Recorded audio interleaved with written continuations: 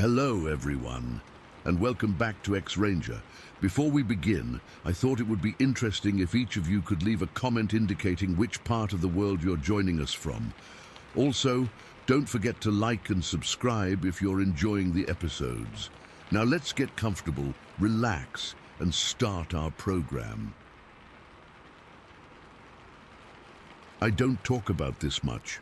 It's been almost 40 years, but I still get goosebumps thinking about what happened in the summer of '86.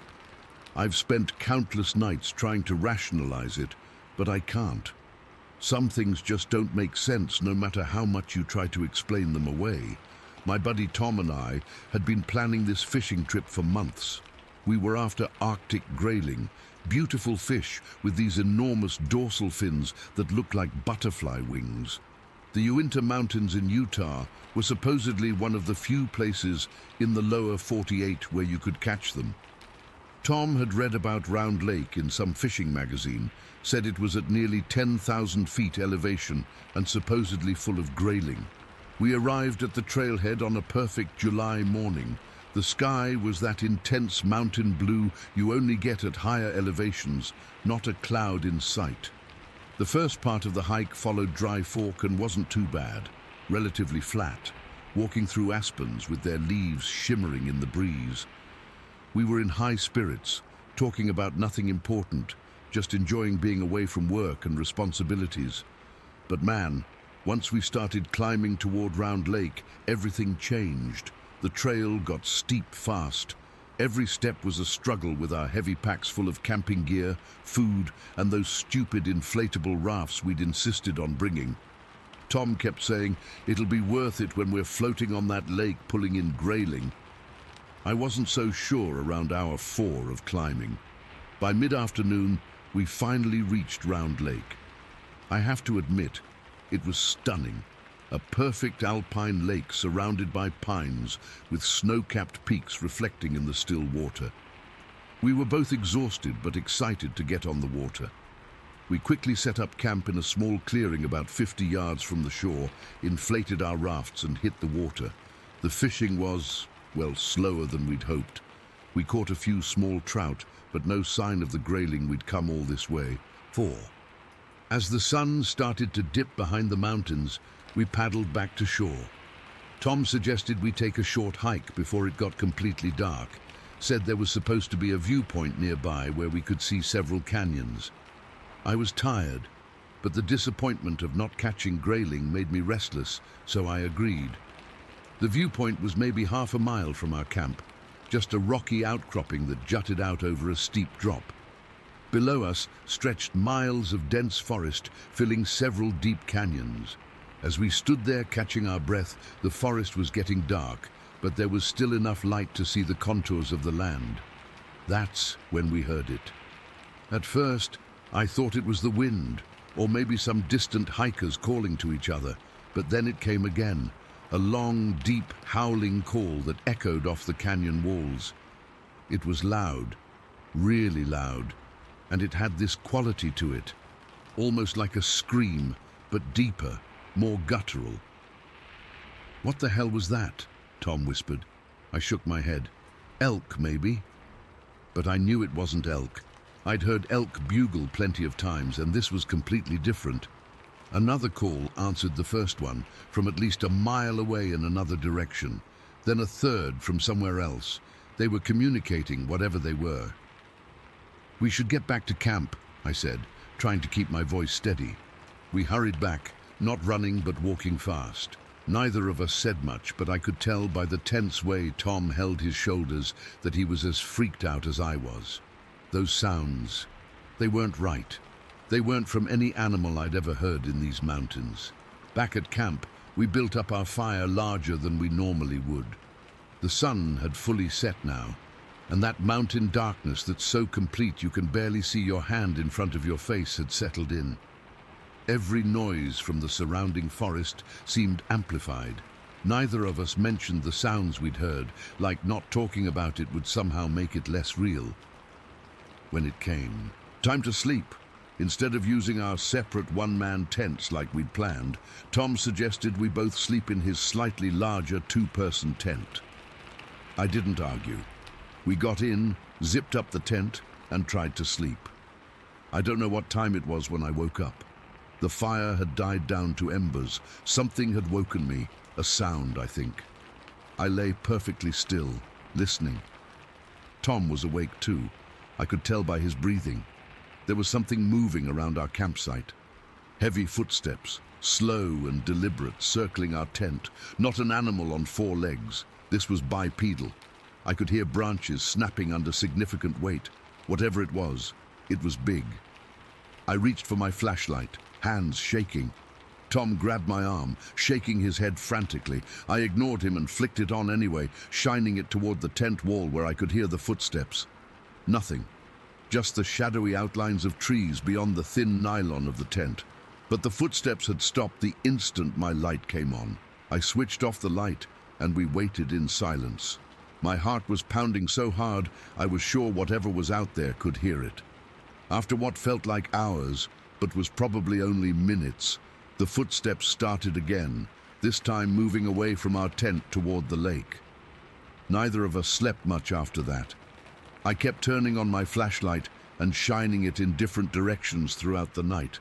I never saw anything definitive, just shadows that seemed to move between the trees. But the feeling of being watched never went away. It was palpable, like a physical weight pressing down on us. When dawn finally broke, we were both exhausted but relieved. Things always seem less threatening in daylight. We emerged from the tent cautiously, half expecting to find our campsite torn apart, but everything was exactly as we'd left it. No footprints, no sign anything had been there at all. We made coffee in silence, both jumpy at every sound from the forest. As we sat there, 2 backpackers came by. An older couple who said they were heading back down after spending a few days at Fish Lake, further up the trail. "Sleep okay?" the man asked, eyeing our haggard faces. "Something was moving around our camp last night," Tom said. The woman nodded knowingly. "Had the same thing at our camp by Fish Lake 2 nights ago. Kept us up half the night." "You see anything?" I asked, trying to sound casual. The man shook his head. "Nah, too dark. Probably just Bigfoot." He laughed, but his wife didn't join in. She was looking at the surrounding trees with an uneasy expression that mirrored how I felt.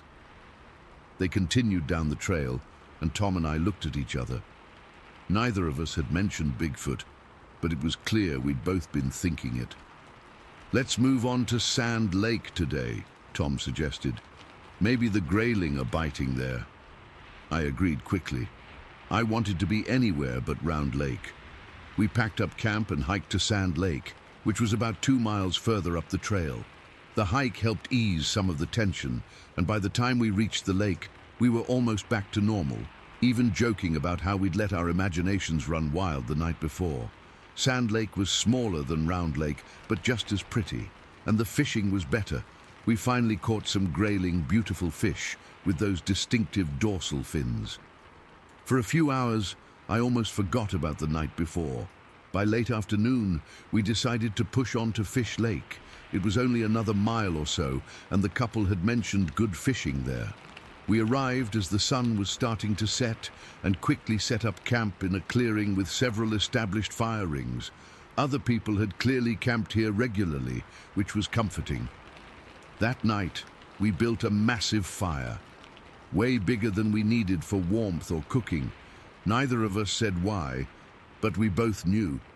As darkness fell, we finally talked about what had happened the previous night.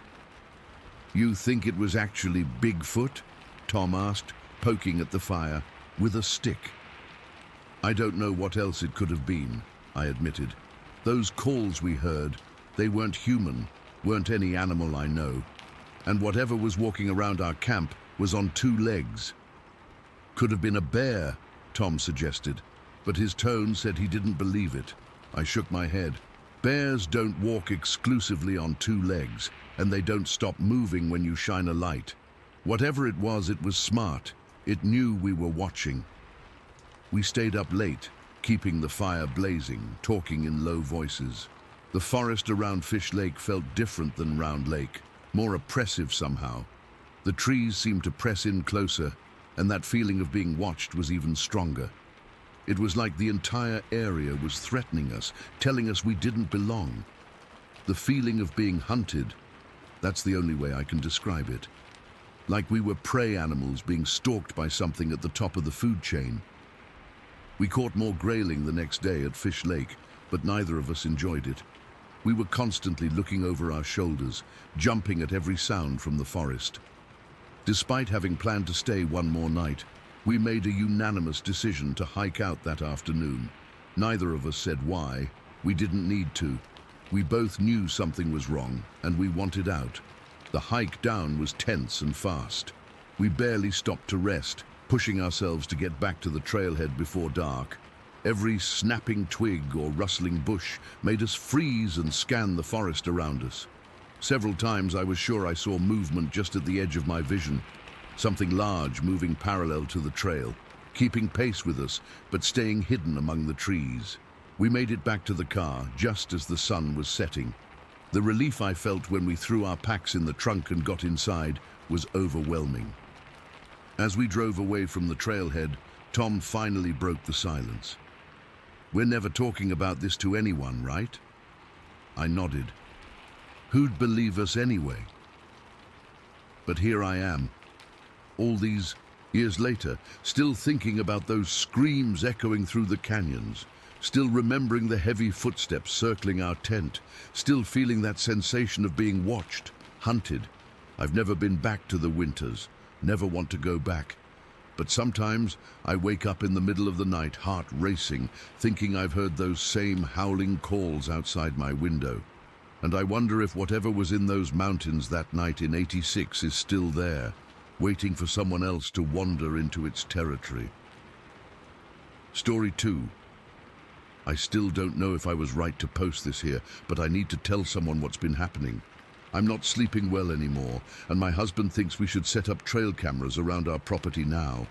I never thought I'd be the person jumping at shadows or feeling watched in my own backyard. But here we are. It started about 3 weeks ago. I was taking out the garbage around 11 at night, which I know isn't the smartest thing to do in a rural area, but our pickup comes super early, and I'd forgotten earlier. Our property backs up to about 80 acres of woods, mostly old-growth pine and oak. Nothing special or unusual, just typical forest for this part of the country. I've lived near these woods my whole life. I was about to head back inside when I heard it. At first I thought it was maybe a fox or a coyote. We get both around here. But this was different. It started as this weird yelping sound, but there was something deeply wrong about it. Like it wasn't quite animal, wasn't quite human. The hair on my arms stood straight up, and I remember freezing completely still, garbage can lid still in my hand. The sound seemed to echo, which was strange because sounds don't usually echo much in our area with all the trees to absorb noise. It had this quality that made it impossible to tell how far away it was. It could have been right at the tree line or a mile deep in the forest. When it stopped, I practically ran back inside, slamming and locking the door behind me. I remember my hands were shaking when I tried to explain it to Mark, my husband. He just shrugged it off, said it was probably just a fox. They can make some pretty horrifying sounds, especially during mating season. But I've heard foxes my whole life. This wasn't a fox. I might have convinced myself it was nothing if it hadn't happened again 4 nights later. This time, Mark was with me. We were sitting on the back porch having a beer, something we do most nights when the weather's decent. It was around the same time, maybe a little after 11. The sound started deeper this time. It was this low, rumbling growl that seemed to vibrate in my chest. I can't explain it properly, but it felt like the sound was inside me, not just in my ears. Mark felt it too. I saw him put his hand over his sternum with this confused look on his face. Then the growl transformed into this high-pitched screech that went up and up until it was almost beyond hearing. The transition was so smooth, like whatever was making it had complete control over its vocal range. No animal I know can do that, go from something so deep to something so high in one continuous sound. Mark didn't say anything for a long moment after it stopped. Then he just looked at me and said, "That wasn't a fox." We started talking about what it could be. Mountain lion was my first thought, but they're not common here anymore. Besides, the sound wasn't quite right for that either. Mark suggested it might be someone playing a prank with some kind of electronic device. But who would be out in the woods that late, just to make weird noises? For the next couple weeks, we didn't hear anything. I started to relax a bit, thinking maybe whatever it was had moved on. Mark even joked that maybe it was just some weird atmospheric thing, like how sometimes power lines can make strange noises when it's humid. Then came what happened at his mom's place, and now I can't stop thinking about it. Mark's mom lives about 3 miles from us. Same general area, similar property that backs up to the same stretch of woods. We'd gone over for dinner last Thursday. This was mid-December, already dark by 6 in the evening. We stayed later than we planned, helping her put up some Christmas decorations. When we were leaving, around 9:30, the temperature had dropped. I remember my breath fogging in front of my face as we walked to our truck. Mark's mum's driveway is longer than ours, maybe 100 yards from her house to the main road, and it's lined with these old oak trees. No street lights out there, just the motion sensor light by her garage that only reaches about halfway down the drive. We were almost to the truck when we heard it. This time, it started as a woman's scream. That's exactly what it sounded like. A woman in absolute terror or pain. It was so convincing that Mark and I both stopped dead in our tracks, looking around frantically to see who needed help. But then the scream morphed, just like before. It shifted into this pattern of yelps or whoops, higher pitched than what we'd heard at our place. It echoed through the trees, bouncing around so much that I couldn't tell where it was coming from. It seemed to be everywhere at once. Mark grabbed my arm so hard it left marks. I didn't even realize until later when I saw the bruises forming. We stood there for what felt like forever, but was probably only 30 seconds or so. The sound finally stopped, and we practically dove into the truck. Mark's hands were shaking so badly he had trouble getting the key in the ignition. His mom came out onto the porch, calling to ask if we were okay. She'd heard it too. When we went back to talk to her about it, she looked pale. She's lived out here for over 40 years and said she'd never heard anything like that before. She did mention that her neighbor's dog refused to go outside at night anymore, which didn't exactly make me feel better. On the drive home, Mark and I talked about what to do. We've both lived in rural areas our whole lives. We know what bobcats sound like, what owls sound like, what coyotes and foxes and bears and every other local animal sounds like. This isn't any of those things. What bothers me most is the way the sound changes, starts as one thing and becomes something else entirely. No animal I know of has that kind of vocal range or control, and the way it seemed to fill the space around us, like it was coming from everywhere at once. We decided to start keeping track of when and where we hear it. Mark dug out an old journal, and we've been noting down times, weather conditions, and descriptions of the sounds. So far, the pattern seems to be that it happens mostly on clear nights, usually after it's been dark for a few hours. We haven't heard it during rain or heavy cloud cover.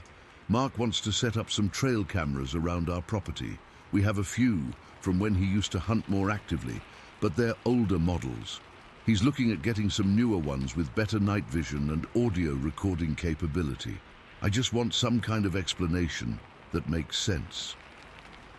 Last night, I woke up around 3 in the morning. I'm not sure what woke me, but I had this overwhelming feeling that something was watching the house. Our bedroom window faces the woods, and even though the curtains were closed, I couldn't shake the feeling that something was out there, looking in. I got up to check. I know, stupid horror movie move, but I couldn't help myself. I parted the curtains just enough to peek out. The moon was bright enough that I could see most of our yard clearly. Nothing seemed out of place at first, until I noticed something at the edge of the woods. It was just a shadow, really, darker than the surrounding darkness. It seemed taller than it should be and thin. Too tall to be a deer standing on its hind legs, too thin to be a bear. I blinked, and it was gone. I told myself it was just my eyes playing tricks on me, that my mind was creating patterns in the darkness because I was already scared. But I didn't go back to sleep. This morning, Mark found something strange near our shed. Tracks in the mud from last night's condensation.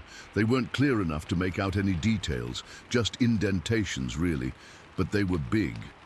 Too big for a coyote or fox, and not the right shape for deer. Mark took pictures and tried to make a cast with some plaster we had left over from a house project, but it didn't turn out well enough to show any features. I keep telling myself there's a logical explanation. Maybe it's some kind of hybrid animal or an exotic pet someone released that's adapted to the wild. Maybe it's something with a throat condition that makes it sound different. Maybe it's multiple animals we're hearing at once, creating this weird combined sound.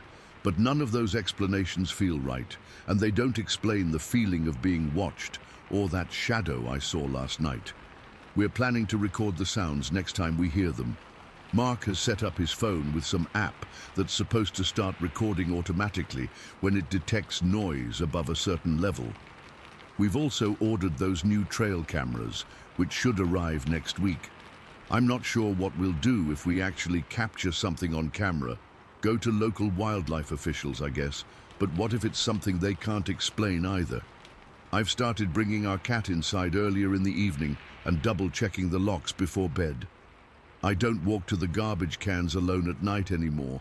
It feels silly sometimes, being afraid of a sound. But then I remember how it felt when that scream-turned-yelp echoed around us at Mark's mom's house, and I don't feel silly anymore. I feel like something is out there, something that doesn't belong, and it's getting bolder. Whatever it is, I just hope it stays in the woods. Intui, Story 3. I've been debating whether to share this for almost 10 years now. I'm not looking for attention or trying to convince anyone of anything. I just need to get this off my chest because it's been eating at me, and I don't have anyone else I can talk to about it who wouldn't think I'm completely insane. It started back in 2013 when I was 25. I had just graduated with a mountain of student debt and a useless liberal arts degree. The economy was still recovering from the recession, and I was struggling to find steady work. My girlfriend Lily and I were both barely making ends meet, sharing a crappy studio apartment in Albany that cost way too much for what it was. Then my dad called with what seemed like the perfect solution. My grandparents had passed away a few years earlier, leaving their property in the Adirondacks, sitting empty. It was about an hour and a half north of Albany, totally secluded on 15 acres of dense forest. The house needed work. It hadn't been properly maintained in years, but my dad offered us a deal. We could live there rent-free if we fixed it up with the intention of eventually selling it. Lily was hesitant at first. She worked as a barista in Albany, and the commute would be brutal, but I convinced her it was temporary. We could save money, I could work on the house, and we'd figure out our next steps without the pressure of rent hanging over our heads. It seemed perfect. The day we moved in was mid-October. The fall colors were incredible, all those reds and oranges, and the property looked like something from a postcard. The house itself was a rustic two-story cabin with a wraparound porch. It needed work for sure. Peeling paint, some rotting boards on the porch, outdated everything inside, but it had so much potential. That first night, we celebrated with cheap wine and takeout from the only pizza place within 20 miles.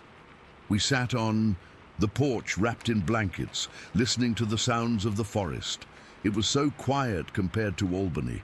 No traffic, no neighbors, just the wind in the trees and the occasional hoot of an owl. "This might actually work out," Lily said, leaning against me. I remember feeling so optimistic. We went to bed early, exhausted from moving. Around 3 in the morning, I woke up to Lily shaking me frantically. "There's someone outside," she whispered. "I saw a face in the window." I was groggy and confused. "We're on the 2nd floor," I mumbled. "I know that. she hissed. I got up to use the bathroom and I saw it. It was looking right at me. I grabbed my phone to use as a flashlight and went to the window. The moon was bright enough that I could see most of the yard, but there was nothing there. No car in the driveway, no footprints in the frost-covered grass that I could see. Maybe it was just a reflection, I suggested, but Lily was adamant. It wasn't human, Ethan. The face was wrong, too big, eyes too far apart. I checked all the doors and windows downstairs, but everything was locked up tight. I told her it was probably just shadows or her imagination playing tricks in an unfamiliar place. She eventually calmed down enough to go back to sleep, but I could tell she was still freaked out. The next morning, I found our garbage cans knocked over, trash scattered across the yard. I figured it was raccoons or maybe a bear, though I hadn't seen bears in this area when I visited my grandparents as a kid. I didn't mention it to Lily. She was already on edge. For the next couple of weeks, things were mostly normal. I started working on the house, replacing rotting boards, patching the roof, while Lily commuted to her job in Albany. She hated the drive, but was making it work. Then the first snow came in early November, and things started getting weird. I woke up one morning to find massive footprints circling the house. They were huge, easily 15 inches long, and definitely not human. The stride length was incredible, like whatever made them was taking 6-foot steps. I told myself it had to be some weird snowdrift pattern, or maybe some local kids playing a prank, but deep down, I knew better. That night, we heard it for the first time. A low, rumbling growl outside our bedroom window. It didn't sound like any animal I knew, not a bear or a wolf or anything I could identify. It was deeper, more guttural, almost like it was coming from something with a chest cavity the size of a barrel. Lily was terrified. "We need to call someone," she insisted. "The police, a ranger, someone." But what would we tell them? That we heard a weird noise and saw some strange footprints?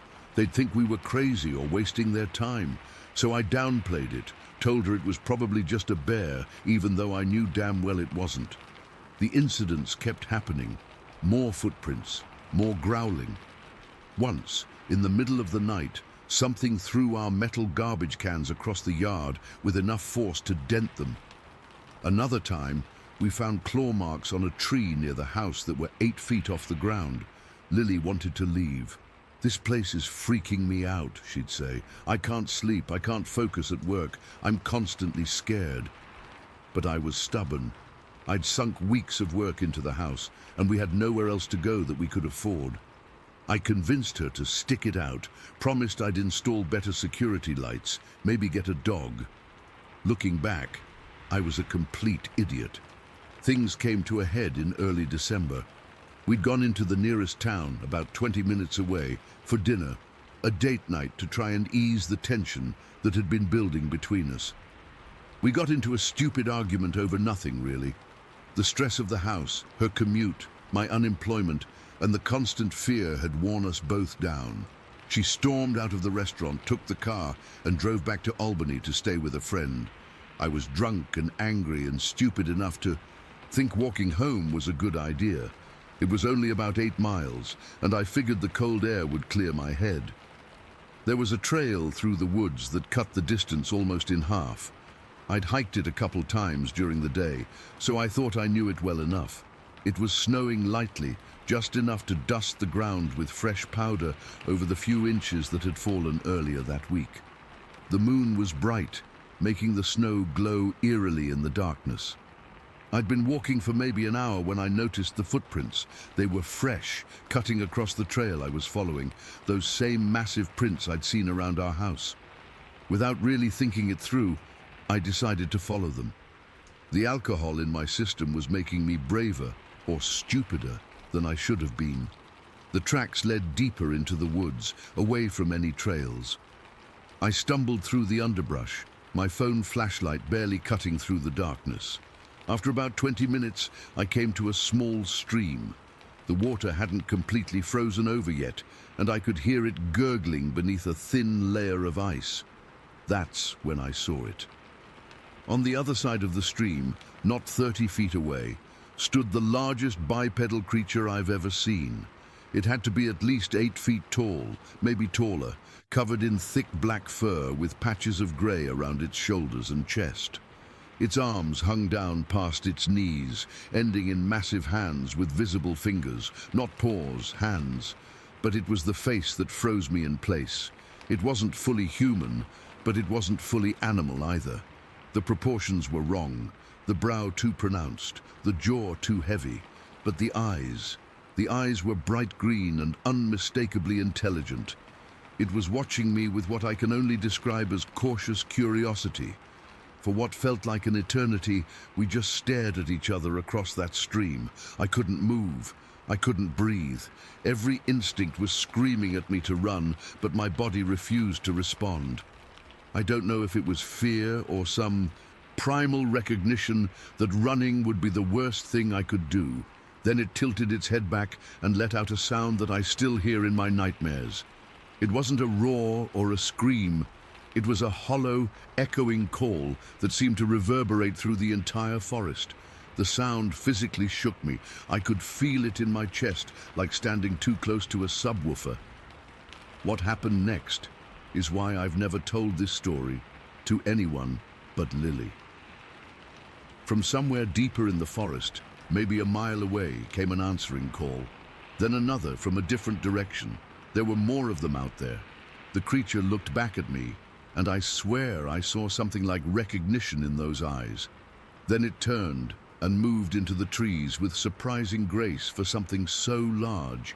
Within seconds, it had vanished from sight, though I could hear branches breaking as it moved away. I ran faster than I've ever run in my life, tripping over roots and slipping on ice, branches whipping at my face. I didn't stop until I reached the house, locked every door and window, and collapsed on the kitchen floor, shaking uncontrollably. Lily came back the next day. I told her everything. She believed me. She'd seen the face at our window after all. But it was the final straw. She packed her things and left 2 days later. We tried to make the relationship work long distance for a while, but eventually broke up. Here's the weird part. I stayed. I know that sounds insane, but something changed after that night by the stream. The creatures, and I'm still not ready to call them Bigfoot or Sasquatch or whatever label people want to use, stopped harassing the house. No more garbage cans thrown around, no more growling at the windows. It was almost like they were testing me, and once they figured out I wasn't a threat, they decided to leave me alone. Over the next few years, I finished renovating the house. I still live here. I've seen them 3 more times since that night, always at a distance, always. Briefly, once during a particularly brutal snowstorm, I found a deer carcass on the porch. It was freshly killed, still warm. I took it as an offering of some kind. I've developed a strange respect for these creatures. They've lived in these woods for who knows how long, completely undetected, except for occasional sightings that get written off as hoaxes or hallucinations. They're intelligent enough to avoid humans, cameras, hunters. They only reveal themselves when they choose to. I leave them alone, and they leave me alone. Sometimes at night, I'll hear their calls echoing through the valley, and I'll sit on my porch and listen. I don't feel afraid anymore. I feel privileged, I guess. How many people can say they've seen something that most of the world doesn't believe exists? I still haven't told anyone else about this. What would be the point? Without evidence, I'm just another crazy person with a Bigfoot story. But I know what I saw. I know they're out there, watching, waiting. And sometimes on quiet nights when the moon is bright and the forest is still, I feel like they're watching me through the trees, curious about the human who chose to stay. Story 4. I've been putting off writing about this for 20 years, but after what happened last week, I need to get this off my chest. I've seen the same posts cropping up in this community about sightings along the Olympic Peninsula, and I can't stay silent anymore. Back in September of 2003, my brother Jason and I were driving north on Highway 101 in western Washington. I was 23 then. Jason was 20. We'd been visiting friends in Aberdeen and were heading back to our parents' place in Port Angeles. It was around 11 at night, and that stretch of 101 is pitch black, like can't see your hand in front of your face dark when there's no moon. We were in my old Nissan pickup. The heater was blasting because even though it was only September, that coastal area gets damp and cold at night. Jason was half asleep in the passenger seat. I remember we'd been listening to some CD, probably Pearl Jam or something, but I'd turned it down because driving those winding roads at night takes concentration. The highway there cuts through dense forest with wetlands on either side.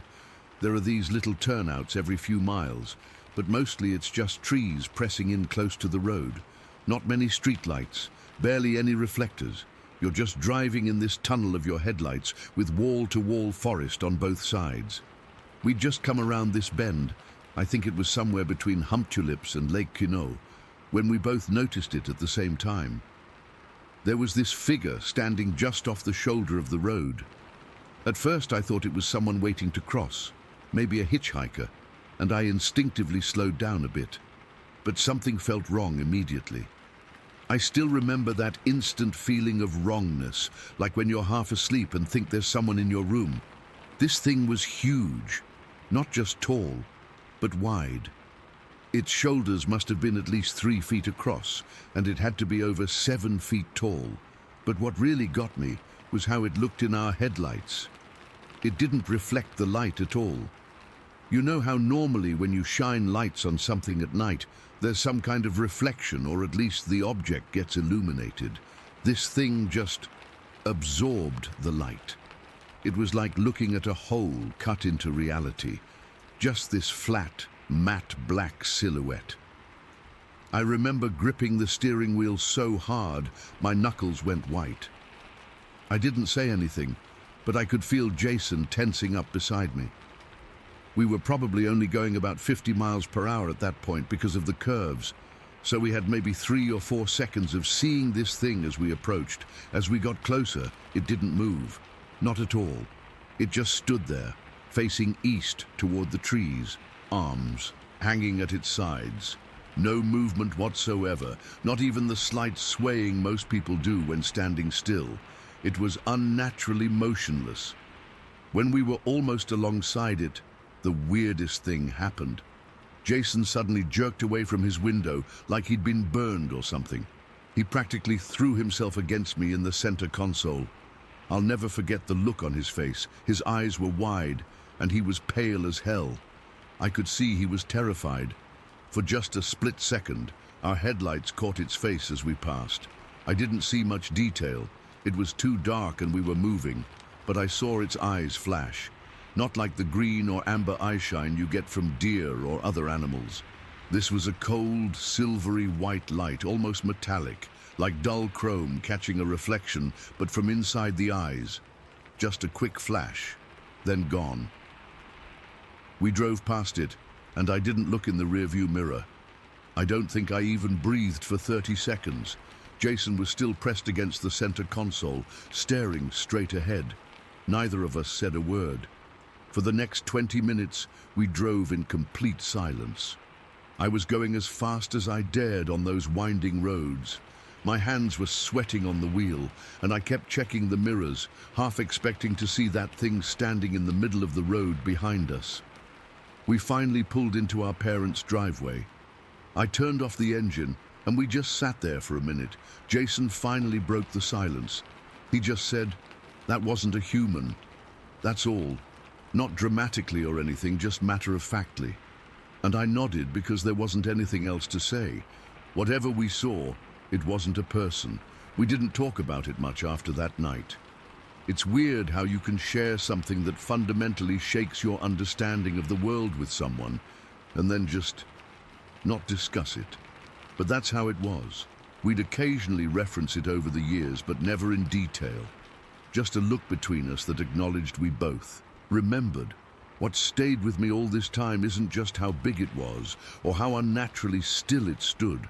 It's the feeling I had when we drove past it. There was this sense that we'd just encountered something ancient and aware, something that was standing there, watching us pass by.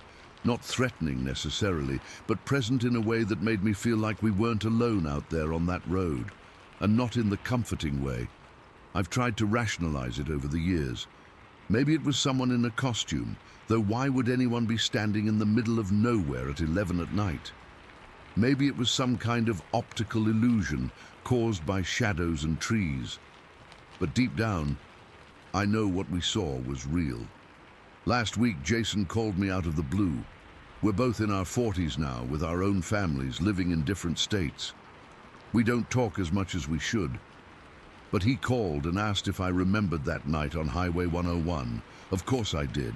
Then he told me he'd been looking at local news from the Olympic Peninsula and found reports of hikers going missing in that same general area. 3 in the past year alone. They were all hiking alone, all disappeared without a trace. Then he sent me a link to a Facebook group where people were sharing weird experiences from that same stretch of highway. There were at least 5 posts describing something similar to what we saw. A tall, unnaturally black figure standing motionless by the side of the road. One person said they nearly crashed their car when they saw it. Another said their GPS and radio went dead as they drove past. All of them mentioned the strange way it seemed to absorb light rather than reflect it. So I'm writing this now because I need to know if anyone else has seen this thing, and to warn people who drive that stretch of 101 at night to be careful. I don't know what it is or what it wants, but I don't think it's friendly. The thing that's been bothering me the most since Jason's call is trying to remember what was behind that figure when we drove past. I've been racking my brain, and I can picture the road, the trees, everything about that night, except what was behind it. It's like there's a blank spot in my memory. All I can recall is this sense that whatever was standing there wasn't just standing on the side of the road. It was somehow connected to or emerging from the forest itself. Sometimes I have this recurring nightmare where I'm back on that road, but I'm alone and on foot. It's pitch black except for the light from the moon, and I'm walking along the shoulder. I can hear something moving in the trees beside me, keeping pace. I never see it clearly in the dream, just glimpses of that same matte black silhouette moving among the trees, and I always wake up right as I feel it step onto the road behind me. After 20 years, I still avoid driving that stretch of Highway 101 at night. Jason does too. Last year, my job wanted me to attend a conference in Aberdeen, and I made up an excuse not to go because I knew I'd have to drive back on that road after dark. I know how this all sounds. Trust me, I do. I'm not some conspiracy theorist or paranormal enthusiast. I'm just a normal guy who saw something I can't explain. Before that night, I was skeptical about all that kind of stuff. Now, I don't know anymore. The worst part is not knowing what we actually saw. Was it some undiscovered creature living in those dense forests? Was it something else? The not knowing is what keeps me up sometimes. I've never told my wife or kids about this. How do you even start that conversation? Hey, by the way, I once saw what might have been a monster on a dark highway 20 years ago, and it still freaks me out. They'd think I was losing it. So I'm putting this out here, anonymously, hoping someone else might have seen the same thing and can help make sense of it, or at least to warn people to be careful on that road at night. Because whatever that thing was, standing on the side of Highway 101 that September night in 2003, I'm convinced it's still out there, and I can't shake the feeling that it's been watching and waiting all this time. If you're ever driving that stretch of road at night and see a tall, black figure that doesn't reflect your headlights, don't slow down, don't stop, and whatever you do, don't look directly at its eyes. Story 5. I've been hesitating to share this for a long time. Even now, typing this out, my hands are a bit shaky. It's been 14 years, but what happened that day in May of 2010 still feels like yesterday. I've always been a practical guy. I'm a construction worker, not someone who chases after myths or monsters. But what my son Jake and I saw that day in Forest Lakes changed everything I thought I knew about our world. We were camping in a pretty remote spot in Coconino County, Arizona, near the Mogollon Rim. It was just supposed to be a normal father-son weekend. Jake was 16 at the time, and these camping trips were our thing. We'd been going there for years without incident. The area is beautiful, dense pine forests, lots of wildlife and hardly any people around. That's what we loved about it. It was our last morning there. We'd packed most of our gear and were just breaking down the tent when I noticed something out of the corner of my eye. At first, I thought my mind was playing tricks on me. There was movement in the tree line about 100 yards away. I figured it was probably an elk. They're common in that area. But then I got a better look and froze. Whatever I was seeing wasn't an elk. It wasn't anything I recognized. Standing at the edge of the forest was what looked like an enormous figure. My first rational thought was that it must be a hunter in a ghillie suit, even though hunting season had ended weeks ago.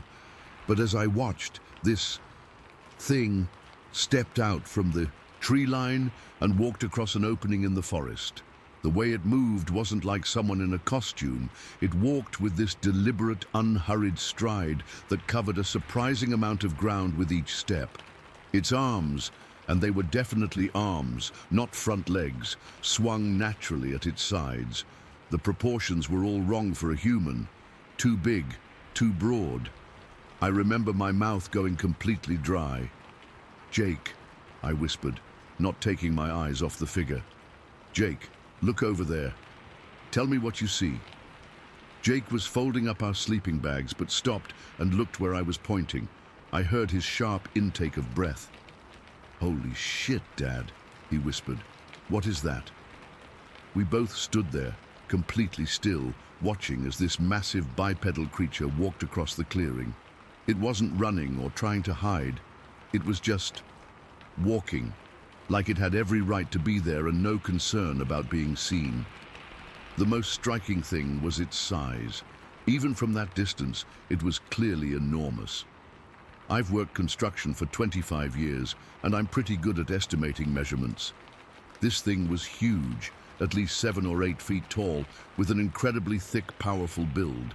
Jake and I watched, completely speechless, as it disappeared into the dense forest on the other side of the clearing.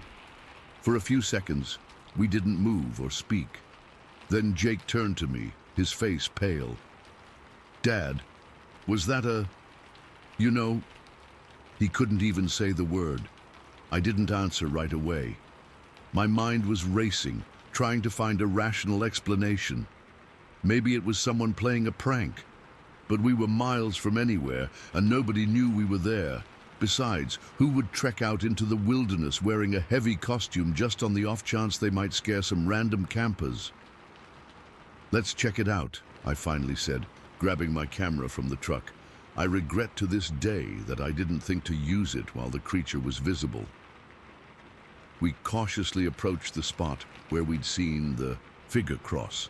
The ground was covered with pine needles, and not much was visible in terms of tracks, but there were broken twigs and disturbed vegetation that showed something large had definitely passed through. "Stand here," I told Jake, positioning him where the creature had walked. Jake is 6 feet tall, not small by any means, but his head barely reached where the creature's shoulders would have been. Whatever we saw was at least 7.5 feet tall, maybe more. We finished packing in record time, constantly looking over our shoulders. I'm not ashamed to admit I was scared, not just startled or surprised, genuinely afraid. Something about seeing a creature that large, that powerful, moving through the forest with such confidence.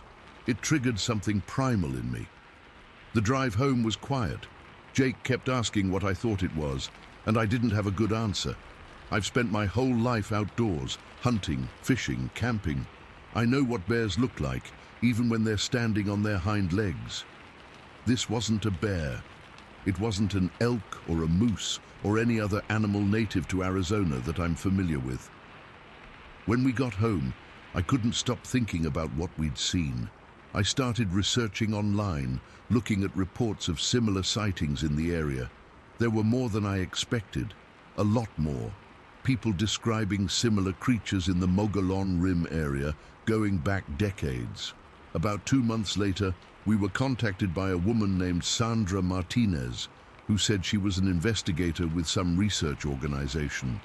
I was skeptical at first, but she seemed knowledgeable and professional. She asked if she could interview us at the location where we had our sighting. After talking it over with Jake, we agreed. Meeting her at the site was surreal. Walking her through exactly what happened, standing in the same spot where we'd seen the creature, it brought everything back vividly. But having someone take us seriously was also strangely comforting. Sandra asked detailed questions about the creature's appearance, movements, and behavior. As we talked through it, she pointed out something I hadn't even considered.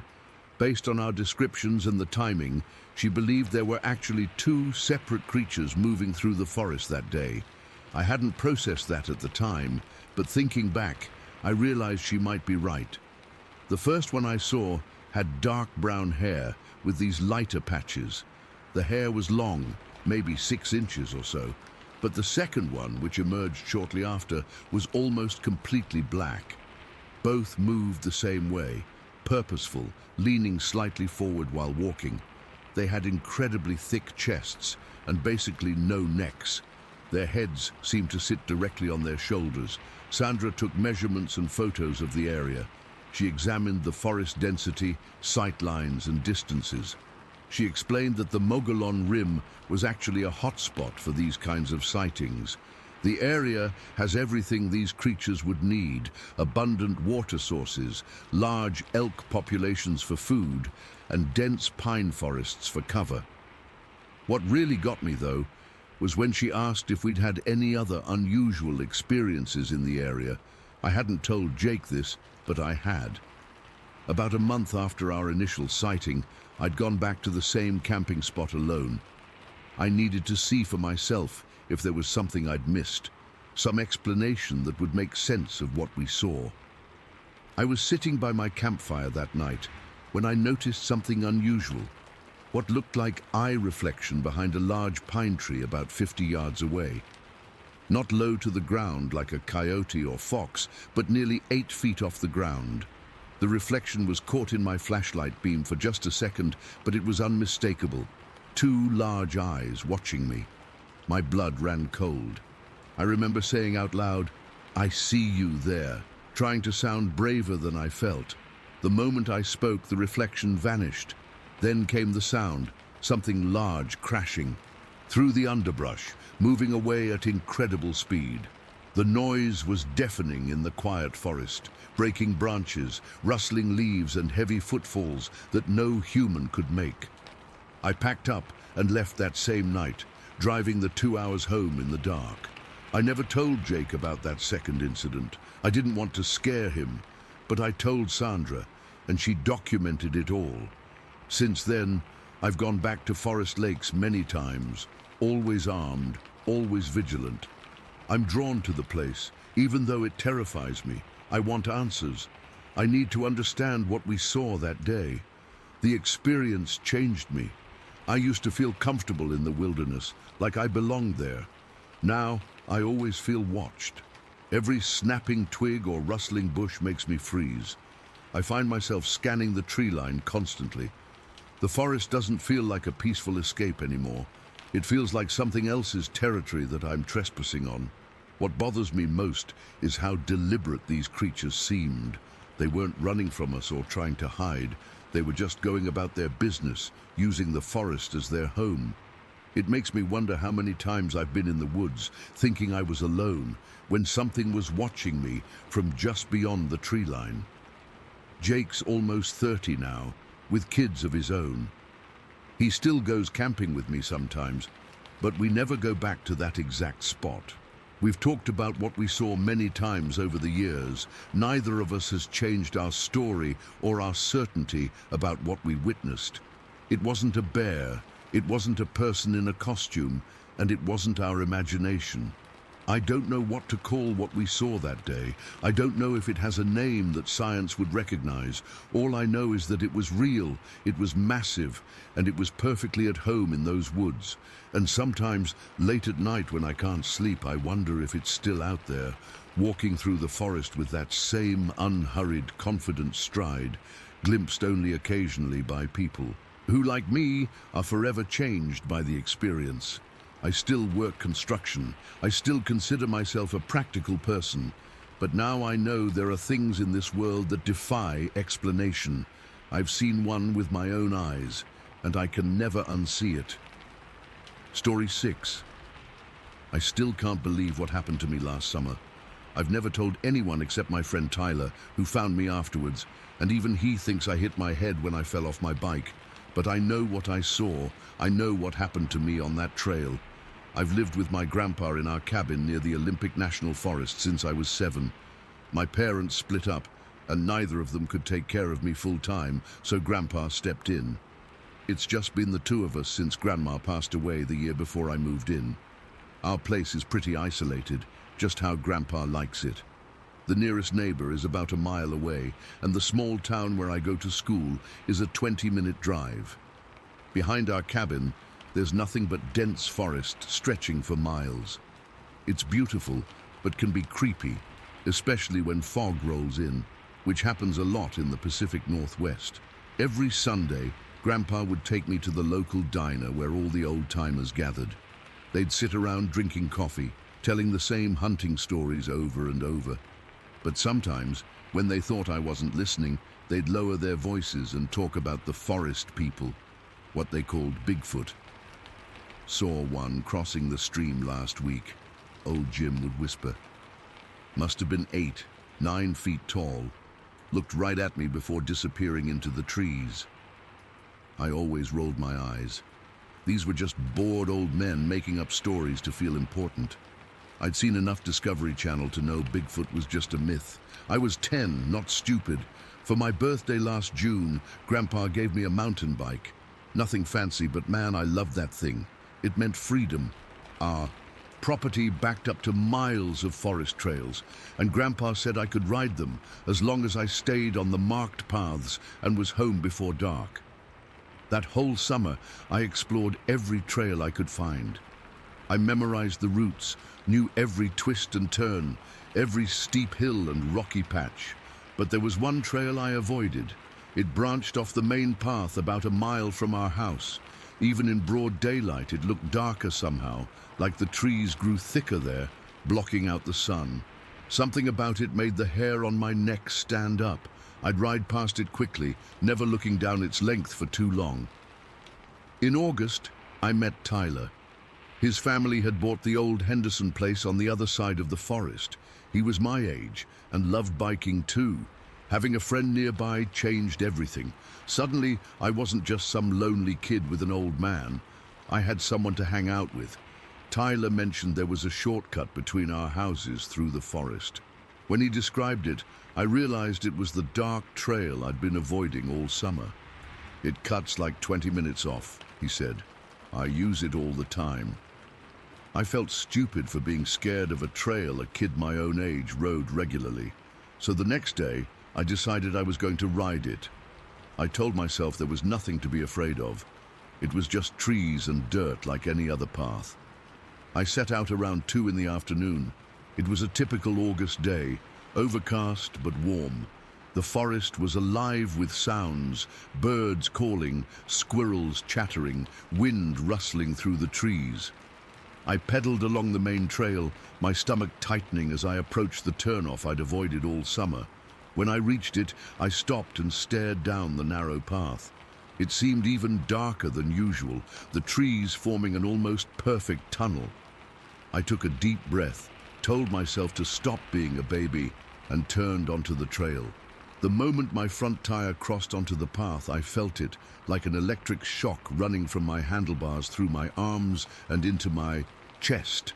I nearly flew over my handlebars as my bike suddenly jerked. For a second I couldn't breathe, like all the air had been sucked from my lungs.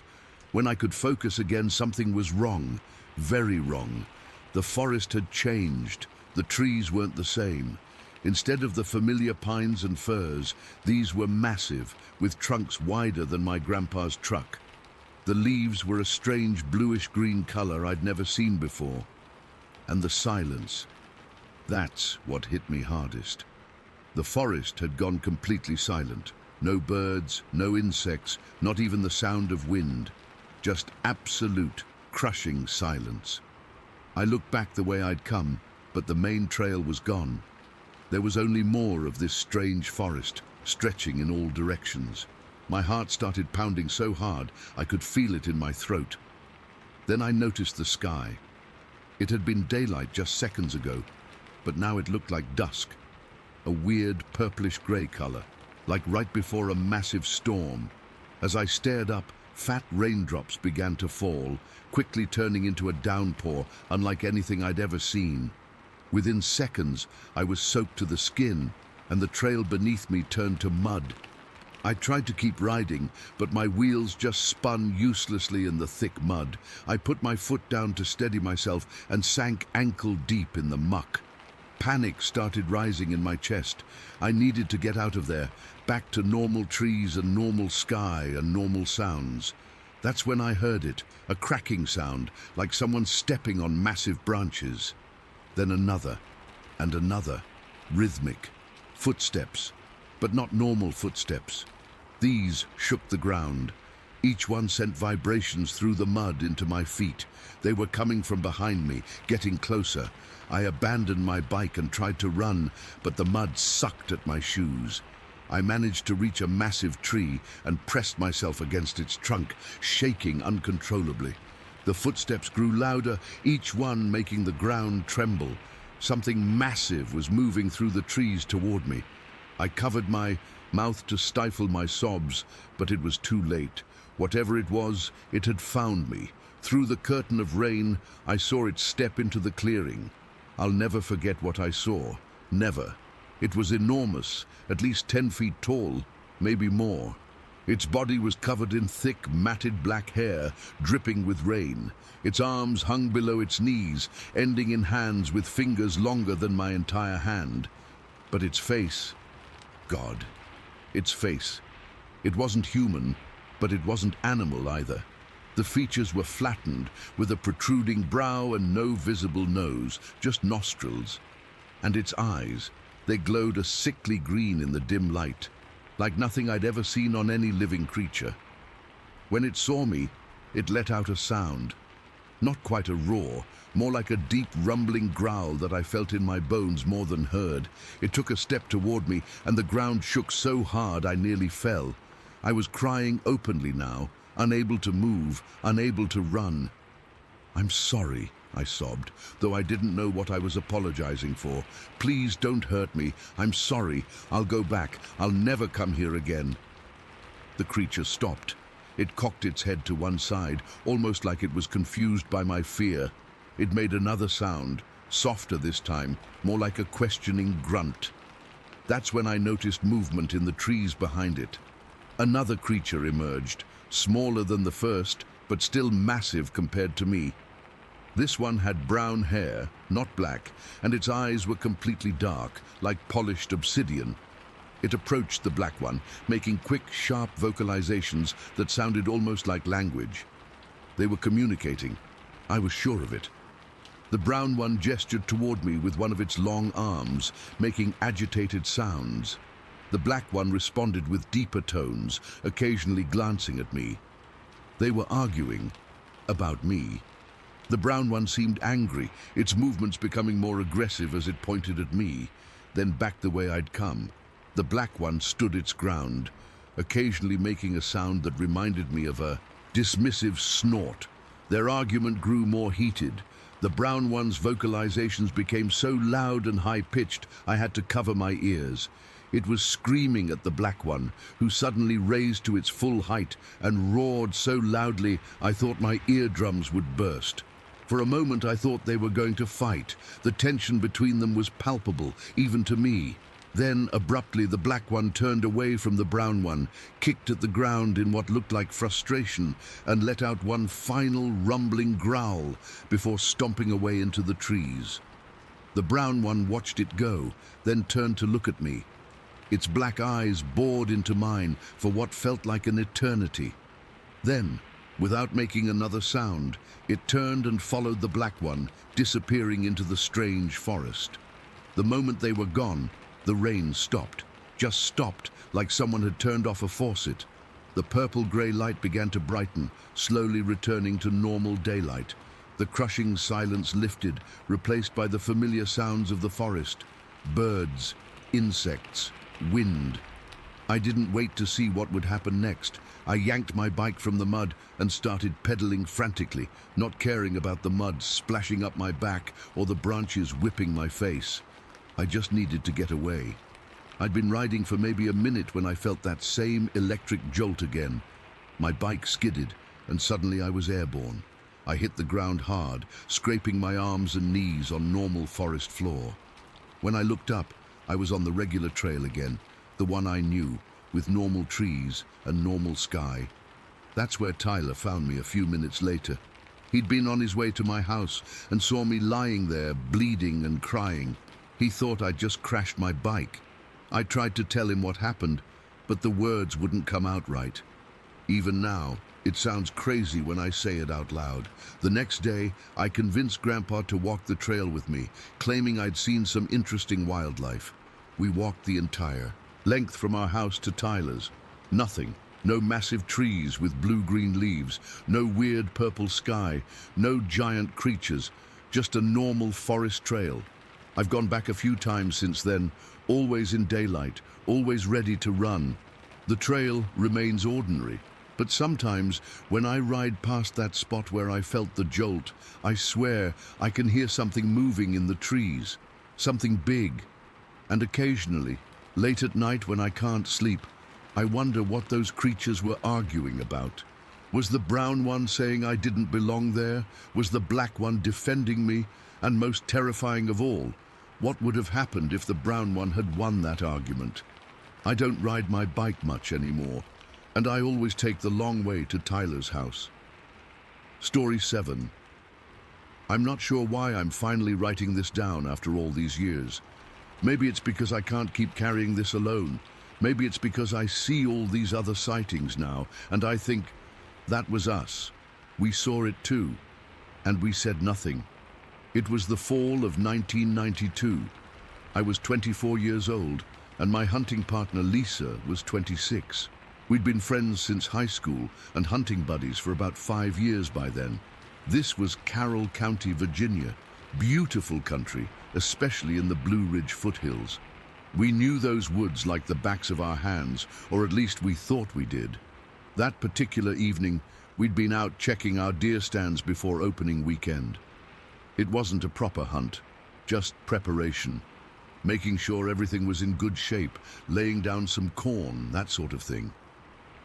We finished up later than expected, and it was already dark by the time we got back to my truck.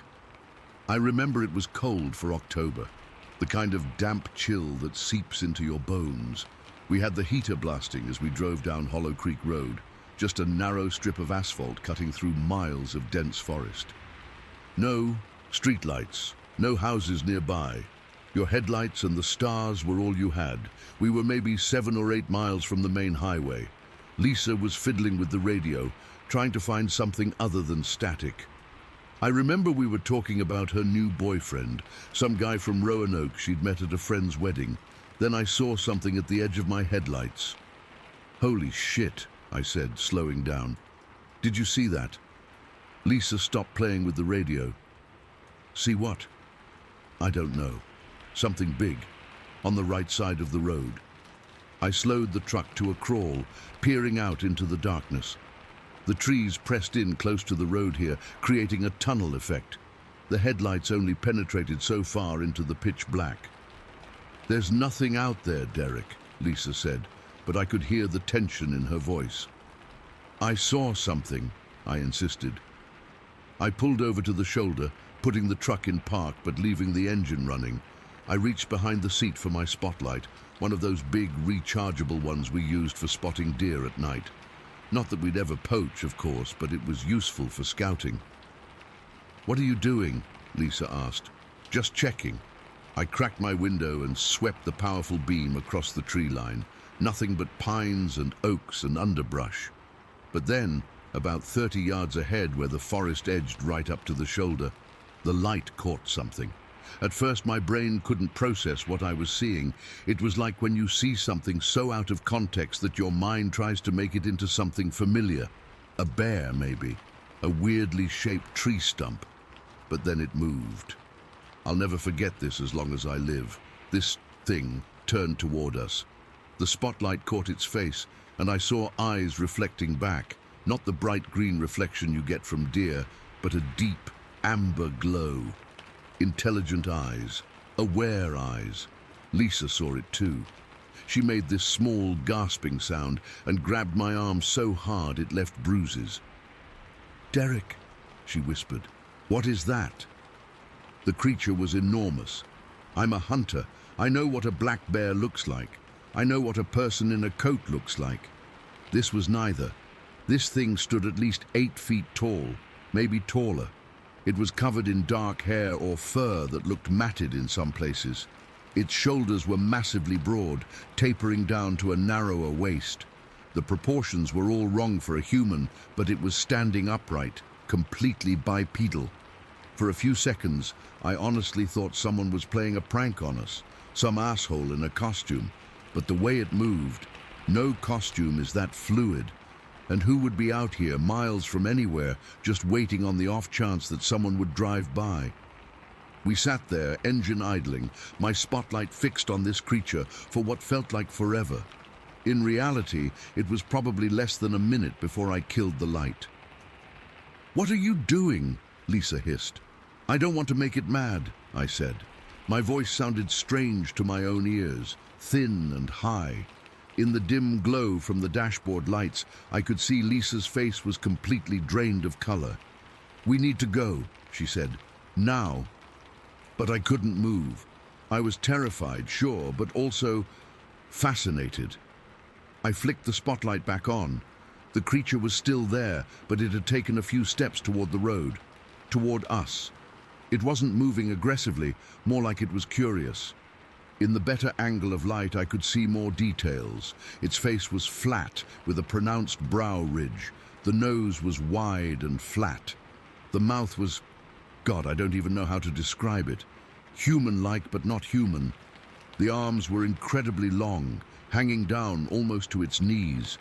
"It's a Bigfoot," Lisa whispered. "Holy shit, Derek, it's actually real. I've never believed in that stuff.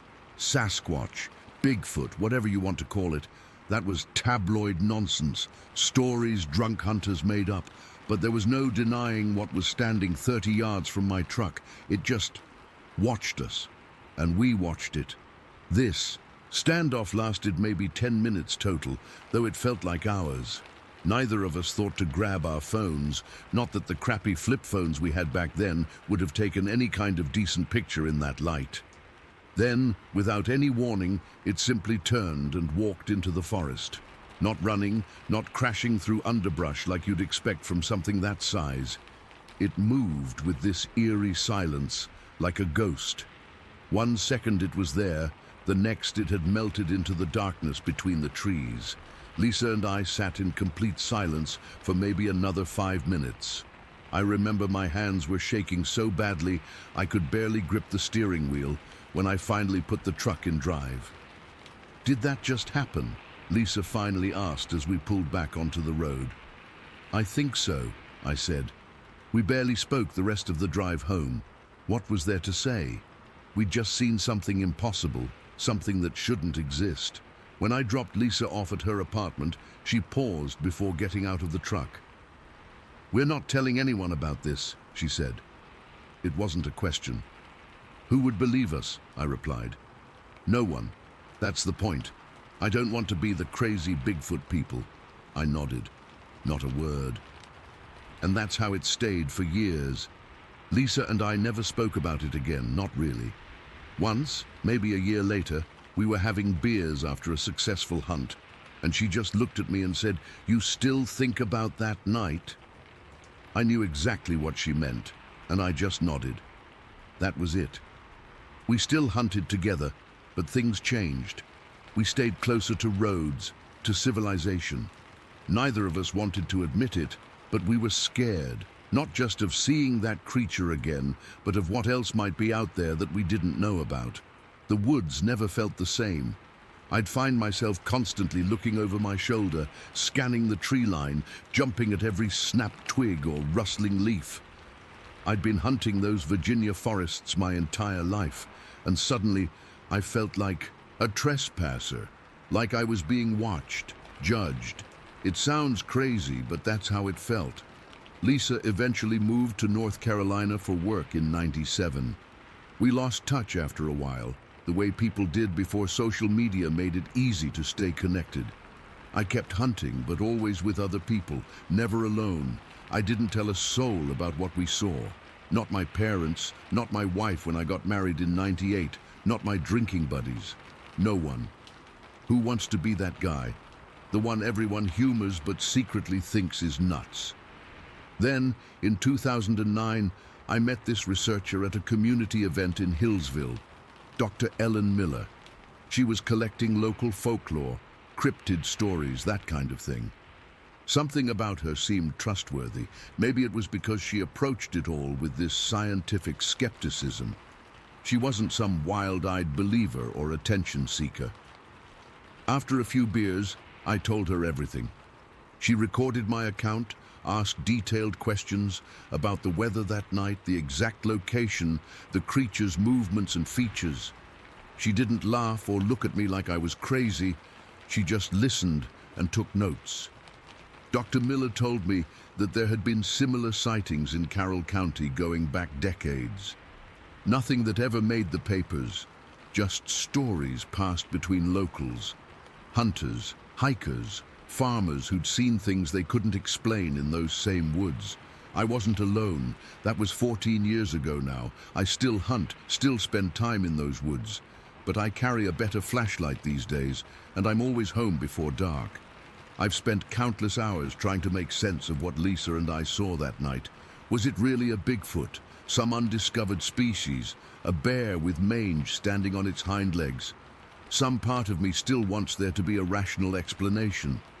But I know what I saw, and in the years since, I've come to a sort of peace with not knowing for sure. Some things in this world defy explanation. I've never been back to that specific stretch of Hollow Creek Road at night. I'm not sure I ever will, but sometimes when I'm in the woods alone and the wind dies down to nothing, and there's that perfect silence that only exists deep in the forest, I can feel eyes on me, watching, waiting, and I wonder if it remembers me too. Story 8. I've been a wildlife researcher focusing on mountain lions for over 8 years now. I've tracked them, studied their habits, documented their prints, and even had a few distant encounters. I know what animal tracks look like in the wilderness. I know the difference between coyote, fox, bear, and mountain lion prints. I've spent enough time in the woods to understand what belongs there and what doesn't. What I found on May 24, 2015, changed everything I thought I knew. It was supposed to be a routine Sunday hike in the Vermont mountains. I'd been hiking with my colleague, Marcus, but he's always been faster than me. We started early that morning, planning to reach the ridge by noon. The forest was alive with spring energy, birds calling, new leaves unfurling, that earthy smell of soil warming after a long winter. "I'm going to push ahead," Marcus called back to me after we'd been hiking for about 2 hours. "Meet you at the junction where the power line trail crosses." I waved him on, not minding the solo time. As a researcher, I appreciate these quiet moments to observe without distraction. The trail was moderately challenging, switching back and forth up the mountain face. I took my time, stopping occasionally to photograph interesting fungi or plant specimens. The solitude felt good after a busy week of report writing. When I finally reached the power line trail, Marcus was nowhere to be seen. I checked my watch, 1:30 p.m., and figured he'd grown impatient and continued on. I wasn't worried. We both knew these trails well. I decided to follow the power line trail for a while before turning back. The cleared corridor beneath the power lines offered expansive views of the valley and surrounding peaks. The day was warming up, and I was glad I'd packed extra water. After hiking another 40 minutes along the power line, I decided to turn back. The sky was still clear, but I knew better than to push too far alone. That's when things started to feel different. On my return journey, the forest seemed quieter. Not in a peaceful way, but in that eerie absence of sound way that wildlife researchers recognize as a warning sign. Usually, it means a predator is nearby. I instinctively slowed my pace and became more attentive to my surroundings. About half a mile from where the power line trail rejoins the main path, something caught my eye near a large oak tree beside the trail. 2 large impressions in the soil. At first, I thought nothing of it, probably just where someone had stepped off the trail, but my researcher instincts kicked in, and I crouched down for a closer look. What I saw made my skin prickle. These weren't human footprints. They weren't bear prints either, which I'm very familiar with. These were different. The toe prints were deeply embedded in the soil, about 3 to 4 centimeters deep, pressing through both earth and the layer of fallen leaves. Each print was approximately 15 centimeters long, with splayed toes that reminded me somewhat of cat feet, but much larger and with a different arrangement. I pulled out my phone to take photos, wishing I had my proper camera with me. The rational part of my brain immediately started cataloging what I was seeing, trying to match it to known wildlife. But nothing fit. The prints were too large for any cat species native to Vermont, and the toe pattern was all wrong for a bear. What really unsettled me was the location. These prints were positioned near a tree that overlooked both the power line clearing and the park road below. From this vantage point, whatever left these prints would have had clear views in 6 different directions. It was a perfect observation post. I found myself looking up and scanning the surrounding forest. The silence suddenly felt oppressive. I stood up, brushed the dirt from my knees, and continued walking, now moving at a brisker pace. About a quarter mile further, I spotted something else that stopped me in my tracks. 2 more prints, this time on a soft dirt bank beside the trail. One print was smaller, about 10 centimeters, and nestled within a larger print of around 15 centimeters. It was as if something had stepped in its own tracks, or perhaps a juvenile had stepped in an adult's print.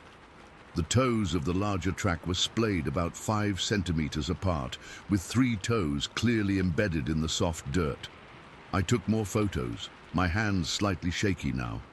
The silence in the forest persisted. No birds calling, no squirrels chattering, just the sound of my own breathing and the occasional rustle of leaves in the light breeze.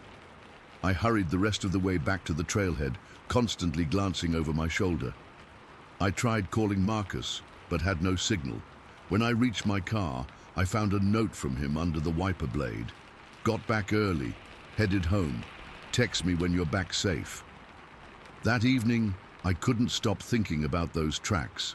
I uploaded the photos to my laptop and studied them carefully. They didn't match any known wildlife in the region. I've seen countless mountain lion tracks in my career, and these were definitely not from a big cat. The size and shape were all wrong. I was sitting on my couch, still puzzled by what I'd seen, when a documentary about gorillas came on TV. I wasn't really watching, just letting it play in the background while I sorted through my photos. Then something caught my attention, footage of a gorilla walking, its knuckles pressing into the soft forest floor. I sat up straight, my heart suddenly racing. The way the knuckles pressed into the ground, creating deep, distinctive impressions. It looked eerily similar to what I'd found on the trail. But that was impossible. There are no primates in the Vermont wilderness, certainly not anything approaching the size of a gorilla. I couldn't sleep that night. I kept replaying the hike in my mind, remembering the unnatural silence of the forest, the strategic placement of those tracks overlooking multiple sight lines. Whatever had left those prints had been watching, observing. The thought sent chills down my spine. The next morning, I decided to report what I'd found to the park rangers. I drove to the ranger station bringing my laptop with the photos. The senior ranger, a weathered man named Bill who'd been working these mountains for over 20 years, looked at my pictures with an unreadable expression. "Interesting," he said non-committally. "Do you have any idea what could have made these?" I asked. Bill glanced around, as if making sure no one else was listening, then leaned forward. "We get a lot of Bigfoot reports in these parts," he said in a low voice. "Try to keep them down, you know? Bad for tourism if word gets out too much." I stared at him, waiting for the punchline, the smile that would tell me he was joking. It never came. "You're serious?" I finally asked. He shrugged. "I'm not saying that's what you found. Could be anything. Bear with an injured paw, someone playing a prank, who knows?" I was about to argue that I knew what bear tracks looked like when he continued. "I was up on the North Ridge last October, late evening patrol. Something followed me for 3 miles. "What do you mean, followed you?" "Exactly that. Never saw it directly. Just heard it, moving parallel to me about 50 yards back in the trees. When I'd speed up, it would speed up. When I'd stop, it would stop." The hair on my arms stood up. "What do you think it was?" Bill smiled faintly. "The other rangers, they call it Roy, like it's a joke. But they don't patrol the North Ridge alone anymore. Have you reported this officially? And say what exactly, that something I couldn't identify followed me in the woods?" He shook his head. "I've been working these mountains for 23 years. I know every animal that's supposed to be here. Whatever followed me that day, it doesn't have a name in our wildlife guidebooks." I left the ranger station more unsettled than when I'd arrived. Bill had taken copies of my photos for the file, but I got the distinct impression they'd never make it into any official report. Over the next few weeks, I found myself researching primate locomotion patterns and comparative track analyses.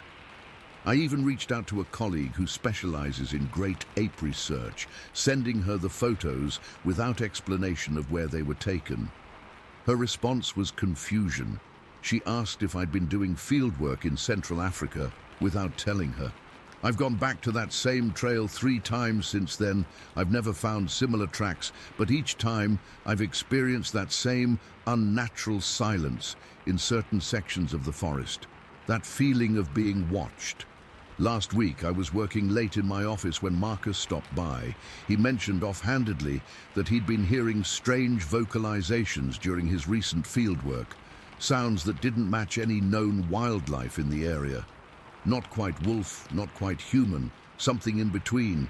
I haven't told him about the tracks or my conversation with Ranger Bill. I'm not sure what to tell him. That I think there's an unclassified primate species living in the Vermont wilderness? That the rangers have an unofficial name for something they can't explain? All I know is that I've spent my career studying mountain lions, animals that can move through the forest like ghosts, rarely seen unless they want to be. And now I'm left wondering what else might be out there, watching from the trees, leaving only the occasional track as evidence of its passage. I still hike those trails, I still do my research, but I don't hike alone anymore. And I always have this feeling that somewhere in those woods, something is watching, something that knows these mountains better than any of us ever will. Story 9. I still can't believe what I saw that day. It's been almost 3 years, and I can remember every single detail like it happened this morning. I've debated posting this for months, but I need to get it off my chest, and honestly, I need to know if anyone else has seen something similar in the Broken Bow area. I was born and raised in Oklahoma, spent 6 years in the Army after high school, and I've been hunting and hiking my whole life. I'm not someone who jumps at shadows or makes up stories for attention. What I saw was real, and it's messed with my head ever since. It happened in late October, must have been around 5:30 in the evening. My grandmother had been feeling dizzy for a couple weeks, so I drove her to see her doctor in Allegheny. The appointment took longer than expected. They ran some extra tests. so we were heading back to Broken Bow later than planned. The sun was already getting low, painting the sky this weird orange-pink color. I remember I was tired, really tired. I'd been up since 4 that morning for my shift at the warehouse, and after driving Gran to her appointment and sitting in that waiting room for almost 3 hours, I was struggling to keep my eyes open. Gran was dozing in the passenger seat, her head leaning against the window. The heat was on, making that soft humming noise, and I had the radio turned down low, some country station that was half static this far out from town. We were about 20 minutes outside Broken Bow when I caught myself nodding off. My head dropped forward and I jerked awake, heart pounding, fingers tightening around the steering wheel. That shot of adrenaline probably saved our lives. I rolled down the window to let some cold air hit my face, and that's when I started scanning the roadsides out of habit. I've always been interested in Bigfoot research. My uncle used to take me camping in the Ouachita Mountains when I was a kid, and he'd tell me stories about strange calls in the night and massive footprints he'd found near creek beds. As an adult, I'd read everything I could find on the subject. One thing I'd learned from more serious researchers was that these creatures, if they exist, often use utility corridors and power line clearings to move through forests. Makes sense. Easier than pushing through dense brush. So whenever I'm driving through wooded areas, I automatically check these clearings. It's just become second nature, like checking your mirrors when you drive. Not that I ever expected to actually see anything. We were approaching this bend in the road I know well. There's a power line clearing that runs perpendicular to the highway for about half a mile before it disappears into the trees. The sun was setting directly behind it, so the whole corridor was backlit, making everything in front of it appear dark, like silhouettes. That's when I saw it. At first, my brain tried to make sense of what I was seeing. There was this figure standing next to one of the power poles about 100 yards from the road. It was massive, broad-shouldered and solid-looking. My first thought was that it was a utility worker, but it was way too big, and who would be working on power lines at sunset? It was standing completely upright on 2 legs, perfectly balanced. That's what struck me immediately, the posture. It wasn't hunched over or awkward like a bear standing up. Its arms hung down at its sides, longer than a human's would be. I only saw it for maybe 5 seconds total, but time seemed to slow down. The creature must have sensed our car coming because it turned, and the way it moved was so fluid, so controlled.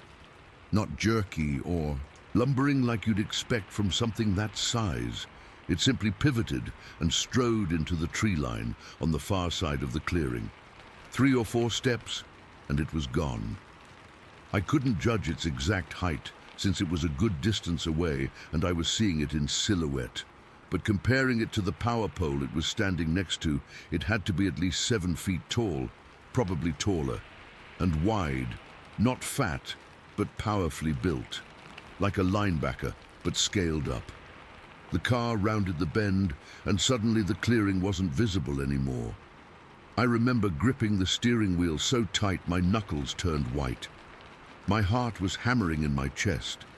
I wanted to stop the car, to go back and look, but something deep inside told me that would be a terrible idea. Plus, Gran was still asleep, and I didn't want to scare her. The rest of the drive home is a blur. I remember checking my mirrors constantly, this creeping feeling on the back of my neck like we were being watched or followed. When we finally pulled into Gran's driveway, my shirt was soaked with sweat despite the cool evening.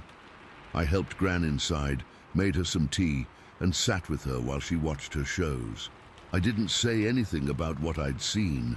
What could I say? "Hey, Gran, pretty sure I just saw Bigfoot by the power lines?" She'd have thought I was joking or losing my mind. After making sure she was settled for the night, I drove home to my little rental house on the edge of town. I couldn't sleep. I kept replaying those few seconds over and over in my mind, trying to convince myself it was just a bear or a guy in a coat or my tired brain playing tricks on me. But I know what I saw. I've spent my whole life outdoors. I've seen bears stand up. They can't maintain that posture for long, and they move awkwardly on two legs. This was different. The way it stood, the way it moved, it was like nothing I've ever seen before. The next morning, I almost drove back out to that spot to look for tracks or other evidence, but something stopped me. Fear, maybe, or the knowledge that without proof, this would just be another questionable Bigfoot story. And honestly, part of me didn't want confirmation, didn't want to have to completely rewrite my understanding of what exists in these woods I've known my whole life. I've told exactly 2 people about this before today. My uncle, who believed me without question and shared a similar experience he'd had in the 80s, and my ex-boyfriend, who laughed it off as road fatigue and too many History Channel specials. We broke up 3 months later, though not because of that. Since that day, I've become obsessed with researching other sightings in the area. Turns out, there have been dozens reported over the years in southeastern Oklahoma, especially around the Ouachita National Forest and Broken Bow Lake. Most people keep quiet about it because they don't want to be ridiculed or labeled as crazy. I still drive that road at least twice a month to check on Gran. Every time, I slow down at that bend, scanning the power line clearing. I've never seen anything there again, but sometimes, especially at dusk, I get this feeling like I'm being observed from the tree line. It's probably just my imagination working overtime, but it's strong enough that I don't stop along that stretch of road anymore, not even for a flat tire. I'd rather drive on the rim all the way to town. The strangest part is how this experience changed me. I've always considered myself practical and level-headed. Now I find myself questioning what else might be out there that we don't understand. What other creatures might be living alongside us, just out of sight. I still don't know exactly what I saw that evening. A Sasquatch? Some unknown species? All I know is that it was real, it was massive, and it moved with a grace and intelligence that haunts me. Sometimes I wish I could unsee it and go back to when the world made more sense. Other times I find myself scanning every power line clearing I pass, secretly hoping for another glimpse. If you've had a similar experience around Broken Bow or anywhere in southeastern Oklahoma, please let me know. I'm not looking for attention or trying to convince anyone. I just need to know I'm not alone in this. Story 10. I've never really shared this before, but it's been almost 3 years and I still can't shake what happened. I'm not saying it was supernatural or anything. I'm actually a pretty skeptical person. But I genuinely can't explain what I found that day up in the mountains. This happened in late winter in Utah. I have this thing where I like riding my motorcycle up into the canyons right before the heavy snow makes them completely impassable. There's something about being the last person to reach these places before they're cut off for months that gives me a weird thrill. I know it sounds stupid and risky, but I've been doing these solo rides for years and know my limits. That particular Sunday, I woke up early, around 5 in the morning. The weather report showed clear skies, but cold temperatures, around 20 degrees Fahrenheit, perfect conditions. I suited up in my full cold weather riding gear, thermal base layers, heavy motorcycle pants and jacket, neck gaiter, the works. My KLR 650 isn't anything fancy, but it's reliable on rough terrain and has gotten me through some sketchy situations. I headed up toward this remote canyon in the Uinta Range that I'd been wanting to explore. The road started getting seriously rough about 2 hours in. I passed the last cabin I'd seen about 45 minutes before, and the only tracks in the patchy snow were from deer and maybe some coyotes. That's exactly what I was looking for. Complete isolation. The road kept climbing, switching back and forth up the mountain. In some spots it was completely clear. In others, there were patches of ice and crusty snow that I had to carefully navigate. My altimeter watch showed I was approaching 9,000 feet when I came around a bend and saw it. A massive snowdrift completely blocking the road.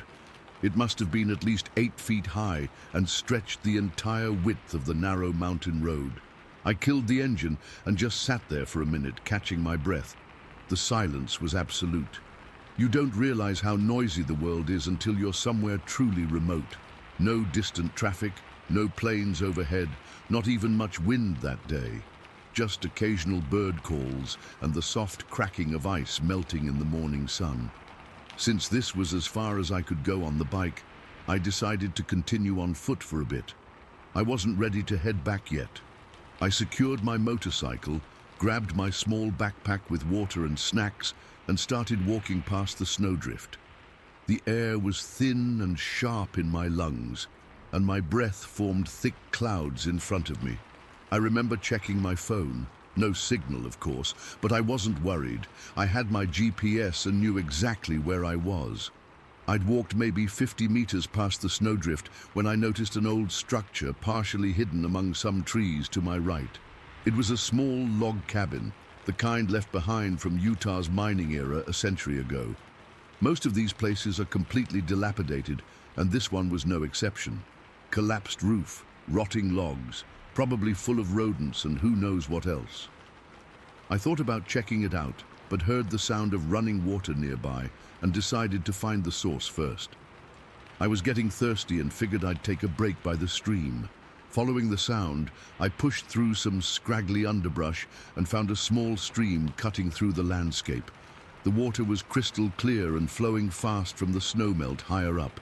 I walked along the bank, looking for a comfortable spot to sit and have a drink. That's when I saw it. At first, I almost stepped right over it. Just another impression in the dirt by the stream. But something made me stop and look closer. It was a footprint. A barefoot human footprint. Now, finding footprints in the wilderness isn't necessarily strange. Hikers, campers, fishermen, people get around. But several things about this print immediately struck me as wrong. First, it was fresh. The edges were crisp, not weathered or washed out. Second, it was a barefoot print in late winter at 9,000 feet elevation, where the temperature had been well below freezing for months.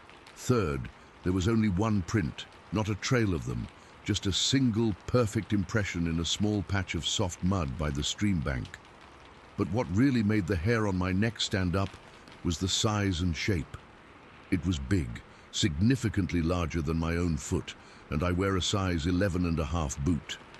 Not comically huge like those obvious fake Bigfoot casts you see on TV documentaries, but unnervingly large. I'd guess maybe 15 or 16 inches long. The shape, though, that's what really got to me. The toes were splayed unnaturally wide, like they'd never been confined by shoes.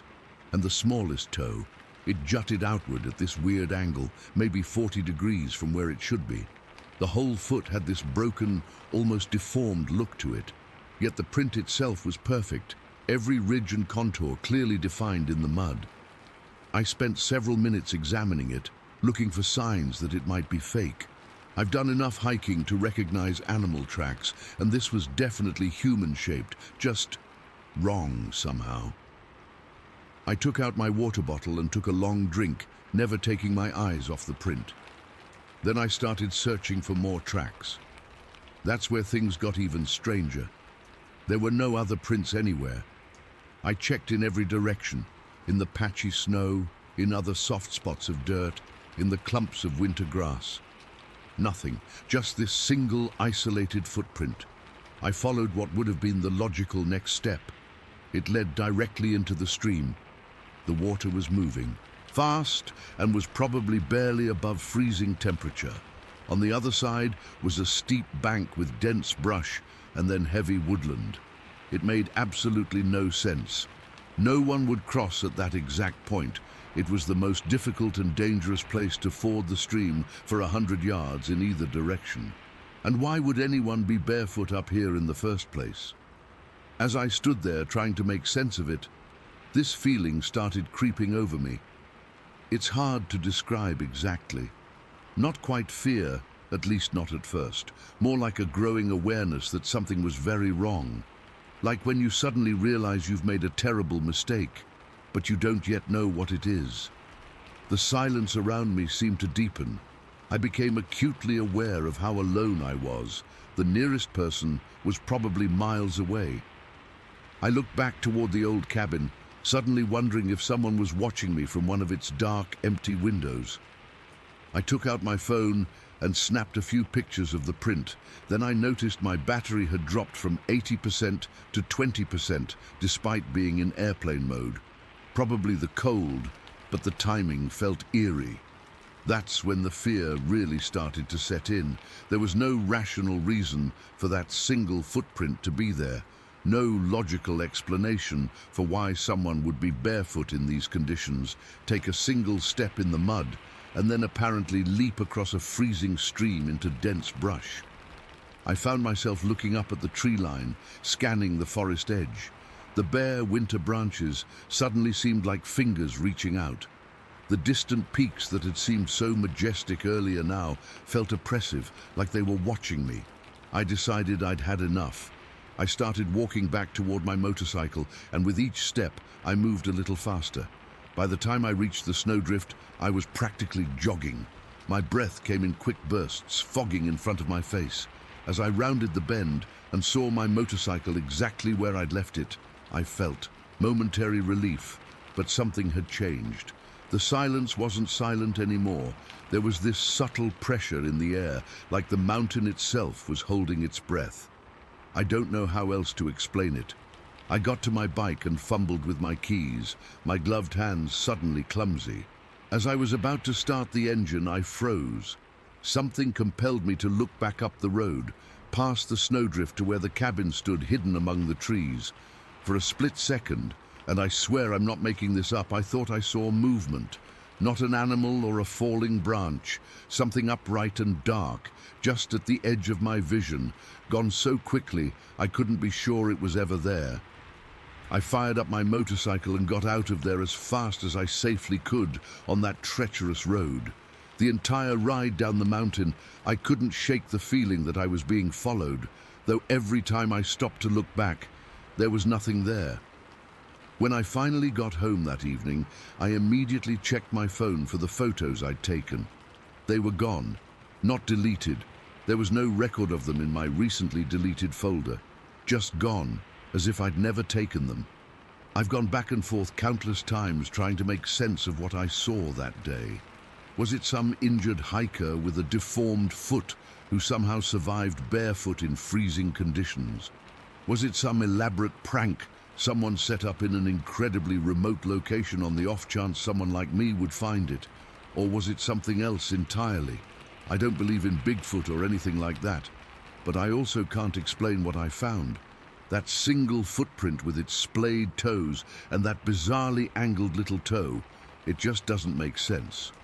And sometimes late at night when I can't sleep, I find myself wondering, what if it wasn't walking away from the cabin, but toward it? What if whatever made that print calls that decaying old structure home? I haven't gone back to that canyon. I tell myself it's because the seasonal roads are closed. No, but that's not really it. The truth is, I'm afraid of finding more than just a footprint next time. Story 11. I've been an outdoorsman all my life. 34 years of camping, hiking and fishing across some of the most remote wilderness in California. I know mountain lion screams, bear encounters, and every natural sound the forest makes at night. What happened to me in June of '88 wasn't any of those things. I'm sharing this now because I still can't make sense of it, and maybe someone else has experienced something similar. I was camping alone in the eastern Sierra Nevadas, about 15 miles from the nearest town. It was supposed to be a peaceful 5-day trip, just me, my gear, and the mountains. The first 3 days were exactly what I wanted. Perfect weather, good fishing, and that sense of solitude that keeps drawing me back to these places. On the fourth night, June 12th, I was settled in my sleeping bag around 9 in the evening. My campsite was about 50 yards from an old Forest Service snow survey cabin, unused that time of year. I had my shortwave radio cranked up pretty loud, waiting for the Lone Ranger to start on KNX. The reception was surprisingly good that night. Just before the show started, 3 horseback riders passed by on the main trail about 30 yards from my tent. We exchanged the usual friendly greetings. Nice evening. Catching any fish? Nothing unusual. They continued down the trail, and I figured they were heading to one of the campsites by the lake about a mile further. Not even 5 minutes after they'd passed, I heard it. I've tried for years to find words to describe that sound, but nothing quite captures it. It was a scream, if you can call it that, unlike anything I've ever heard. Deep and powerful, yet with this high-pitched quality that made the hair on my neck stand up. It came from about 100 feet away, beyond the ranger cabin, in the direction opposite from where the riders had gone. The sound stopped me cold. My first thought was that someone was being attacked, but it didn't sound human. It wasn't an animal sound I recognized either. I've heard mountain lions scream, and this was different, deeper, more powerful, almost like it was coming from something with a massive chest cavity. I should have stayed put.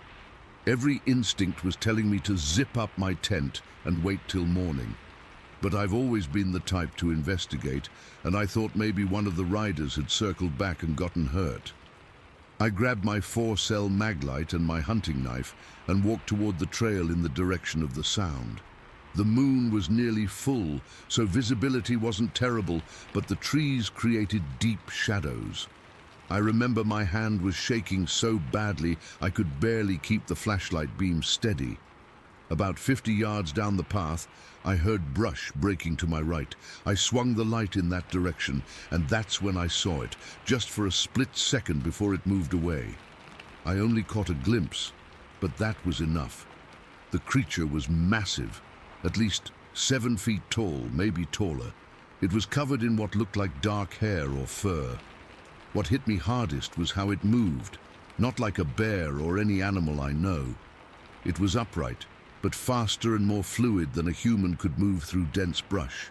In that moment, I went from being an experienced outdoorsman to a frightened 3-year-old. My legs nearly gave out. The thing crashed through lodgepole pines and brushed down by the creek, making more noise than a running bear would. I stood frozen for maybe 30 seconds before turning and walking, not running, though I wanted to, back to my campsite. Every few steps, I'd swing around with my flashlight, convinced something was following me. Back at camp, I immediately noticed a smell that hadn't been there before. It was like rotting oranges mixed with wet dog and something musky. The stench was powerful enough to make me gag slightly. I stoked up my campfire as high as I safely could and sat with my back to a large pine tree, knife in one hand, flashlight in the other. The radio was still playing, but I turned it off. I needed to hear everything around me. For the next 2 hours, I kept getting the sense that something was moving around the perimeter of my camp. I'd hear brush moving on one side, then 15 minutes later, something would crack a branch on the opposite side. It was as if whatever I'd seen was circling me, staying just outside the ring of firelight. At one point, I heard heavy splashing in the creek, maybe 100 yards away. Then more brush movement, closer this time. The smell would come and go with the breeze, but when it hit, it was overwhelming. Around 11:30, I heard what sounded like wood knocking against wood. 3 distinct knocks, then silence. 20 minutes later, 3 more knocks, but from a different direction. It wasn't random forest noises. It had a deliberate quality that terrified me. I kept telling myself it was a bear, but bears don't move like that. Bears don't make those sounds. And in all my years in the wilderness, I've never known a bear to circle a campsite for hours without either approaching or leaving. I must have dozed off around 1 in the morning, pure exhaustion overtaking fear. When I woke at first light, I had this overwhelming urge to get out, not just leave my campsite, but get completely out of those mountains. I packed up in record time, not even bothering with breakfast. As I was breaking down my tent, I noticed something that still makes me uneasy thinking about it. About 20 feet from my campsite, leading into a denser patch of forest, was a path of bent-over brush. Not broken, just pushed down. Like something heavy had walked through there carefully while I slept. I hit the trail by 6:30, hiking faster than was probably safe given the terrain. About 2 miles down, I ran into the same horseback riders from the previous evening. They were heading back toward the trailhead too.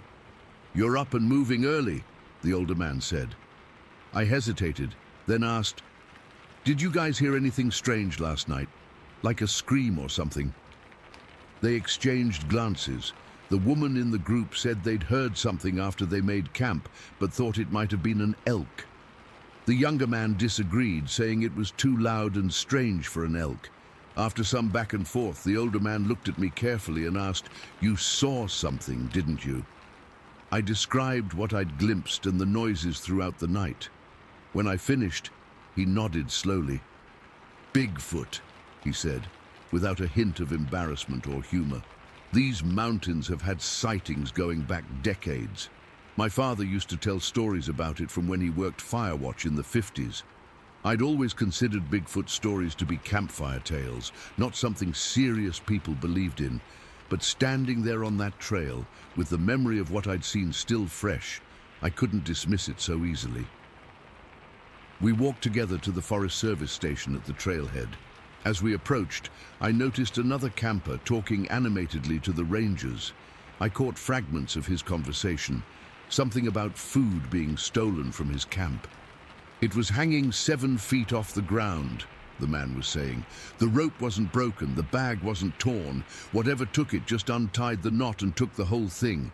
That's not bear behavior." When there was a pause in their conversation, I stepped forward and asked if there had been other reports of strange activity in the area recently. The ranger gave me a practiced smile and said they get reports of all sorts of wildlife encounters. Almost without thinking, I said, "I'm not talking about normal wildlife, I'm talking about Sasquatch." The reaction was immediate and strange. The 4 Forest Service employees fell silent and exchanged looks with each other. Not mocking looks, something more complicated. "We don't have any official reports of that nature," one finally said very carefully. "But if you'd like to file an incident report about anything you experienced, we can take that information." I declined. What was I going to write? That I saw a monster in the woods? That something stalked my camp all night?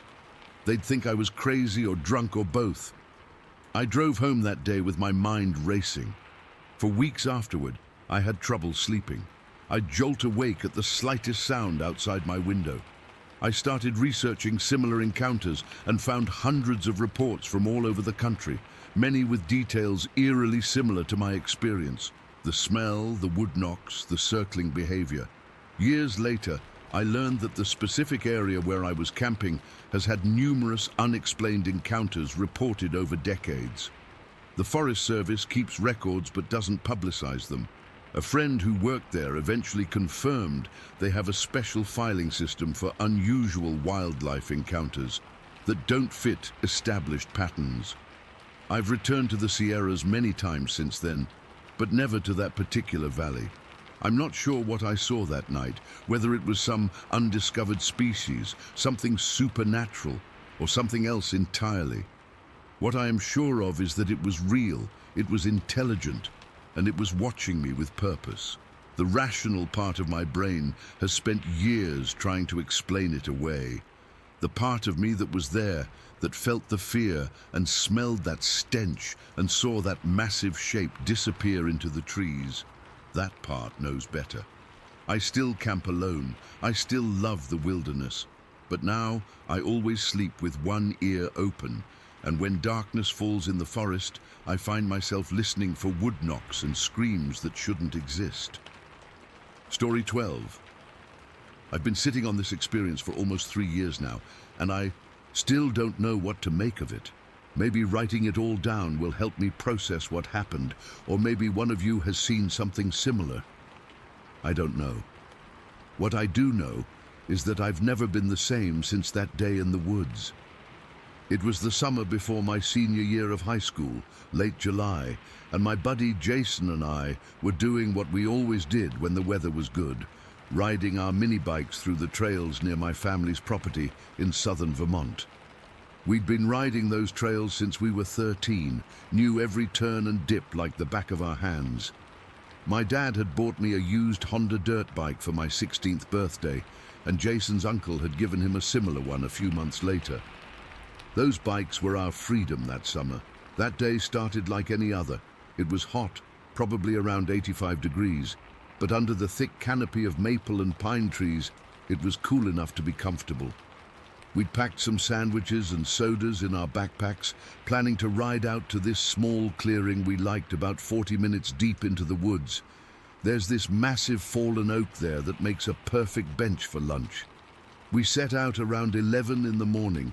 I remember checking my watch before we started because my mum wanted us back before dinner. The first part of the ride was awesome. The trails were dry from a week without rain, so we could really open up the throttle on the straightaways. There's this one section that runs along an old logging road where you can really let loose, and we were flying through there, the engines roaring, dirt kicking up behind us. About 30 minutes in, we hit a rougher section where the trail narrows and winds between these massive boulders left over from the last ice age.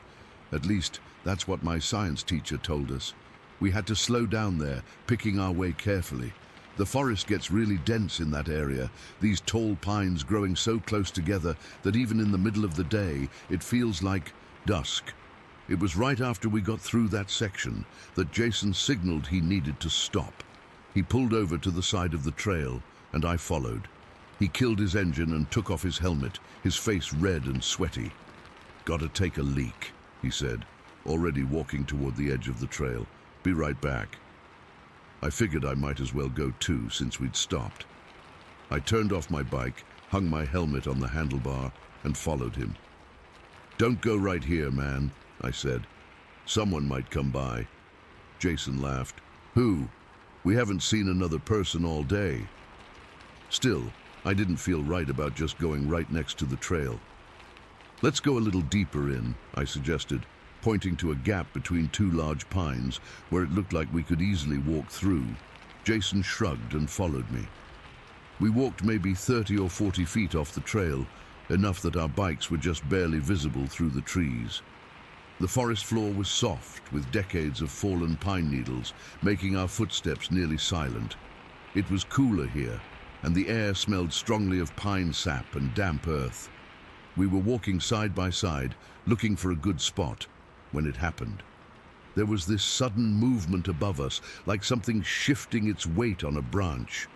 I remember looking up instinctively, thinking it was probably just a squirrel or maybe even a raccoon. But then there was this heavier rustling sound, and before I could even process what was happening, someone jumped down from a tree about 20 or 30 feet ahead of us. The thing, and I still don't know what else to call it, landed firmly on 2 feet, not on all fours like an animal, but standing upright, facing us directly. In that first moment, my brain tried to make sense of what I was seeing. Was it a person? A hunter, maybe? But within seconds, I knew that whatever was standing in front of us wasn't human. It was shorter than I expected, probably around 5 feet tall, maybe a bit less. For some reason, that detail stuck with me. If you'd asked me before what a Bigfoot or something like that would look like, I would have said tall, like 7 or 8 feet. But this was just a little taller than my 12-year-old sister. Its body was completely covered in this sleek brown hair, not shaggy or matted like you see in those fake Bigfoot photos, but smooth and lying flat against its body. The thing looked stocky, powerful, with broad shoulders and a barrel chest. But what really got me were its arms. They hung down way too far, almost to its knees, ending in these large hands with fingers that looked slightly curled, like they were ready to grab something. The face is what I see in my nightmares still. It wasn't completely covered in hair like the body. Instead, it had patches of hair around the cheeks and jaw, but most of the face was this grayish-brown skin, leathery looking. Its eyes were set deep under this prominent brow ridge, dark eyes that didn't reflect light the way human eyes do. The nose was wide and flat, almost like it had been pressed against its face, and its mouth was just this thin line. Looking at it, I had the strangest thought. It seemed young, not a baby or anything, but like a teenager maybe. It had this weird combination of looking both primitive and intelligent at the same time. For what felt like forever but was probably only about 5 seconds, We all just stood there frozen. Me, Jason, and this thing, locked in this bizarre standoff in the middle of the Vermont forest. I couldn't hear anything except my own heartbeat pounding in my ears. I couldn't even tell if I was still breathing. Then, like someone had flipped a switch, the spell broke. I don't know if one of us moved first or what, but suddenly Jason and I were spinning around and sprinting back toward our bikes. I don't remember deciding to run. My body just took over, pure instinct. I nearly tripped over a root, caught myself on a tree trunk and kept going. The entire time, this horrible feeling crawled up my spine, the certainty that at any moment I'd feel those long arms grab me from behind. My legs were pumping so hard they burned, and branches whipped at my face as I crashed through the underbrush. We burst out onto the trail, and I've never been so happy to see those stupid mini bikes in my life. Without a word to each other, we jumped on them. My hands were shaking so badly I struggled to get the key in. The entire time, I kept glancing back at the woods, expecting to see that thing emerge from between the trees. Jason got his bike started first, and the sound seemed to snap me out of my panic enough to focus. I got mine going seconds later, and we tore off down the trail, faster than we'd ever ridden before. Neither of us wore our helmets. We just left them hanging on the handlebars. I remember the wind stinging my eyes as we flew down that trail, making them water, but I didn't slow down for a second. We rode non-stop all the way back to my house, taking corners so fast that we nearly wiped out multiple times. My back tire slid out on one turn, and I barely recovered. But the fear of what might be behind us was greater than the fear of crashing. When we finally reached my driveway, we stopped and just sat there on our bikes, engines idling, gasping for breath. Jason's face was ghost white, his eyes wide. "Did you?" he started, but couldn't seem to finish. "Yeah," I nodded. "I saw it." We wheeled our bikes into my garage and went straight up to my room without saying much. My mom called up asking if we wanted lunch, but neither of us was hungry anymore. We just sat on my floor, backs against my bed, trying to make sense of what we'd seen. "What the hell was that?" Jason finally whispered, like he was afraid it might hear him even now. "I don't know," I said honestly. "It wasn't a person in a costume, the way it moved. And its face," Jason added, shuddering. "Those eyes." The more we talked about it, the more we started to think about why it had jumped down from the tree like that. Jason had this theory that maybe it had been hiding up there, and when we walked underneath, it thought we'd spotted it already. Maybe it panicked and decided to confront us rather than try to stay hidden. But the truth is, we had no idea it was there until it moved. Another thing that keeps haunting me: it didn't chase us. It could have. We were so shocked that if it had wanted to, it probably could have caught us before we even reached our bikes. But it just stood there, watching us run away. For weeks afterward, I couldn't sleep properly. Every time I closed my eyes, I'd see those dark, intelligent eyes staring at me. I'd jerk awake thinking I heard something outside my window. Jason was the same way. We told his older brother about it, but he just laughed and said we'd probably seen a bear cub. But bears don't stand upright like that. They don't have those kinds of hands. And they definitely don't have faces like that. We never went back to that specific trail again. We still rode our bikes sometimes, but we stuck to the wider, more open trails closer to town, and we never went alone. Never. I've spent countless hours searching online for similar encounters, looking at sketches and descriptions from other people who claim to have seen strange creatures in the woods. Some descriptions come close, but nothing matches exactly what we saw that day. Whatever it wasn't the classic Bigfoot that people talk about. It was something else. 3 years later, and I still don't have answers. Jason and I don't talk about it much anymore. But sometimes when we're hanging out, there's this moment where our eyes meet, and I know we're both thinking about it. Both wondering if what we saw was real, or if somehow our teenage brains played the most elaborate trick on us. But I know what I saw. I know it was real. Something not human was in those woods that day, watching us from the trees. And sometimes, when I'm driving home late at night, on those dark Vermont roads, with the forest pressing in on both sides, I can't help but scan the tree line, wondering if there are eyes looking back at me, belonging to something that science says shouldn't exist. Whatever it was, it changed everything for me. I used to feel at home in those woods. Now I can't shake the feeling that we're never really alone out there, that there are things moving between the trees that we're not supposed to see. Things that have been there all along, watching and waiting. And the worst part, I think it recognized us as clearly as we recognized it wasn't human.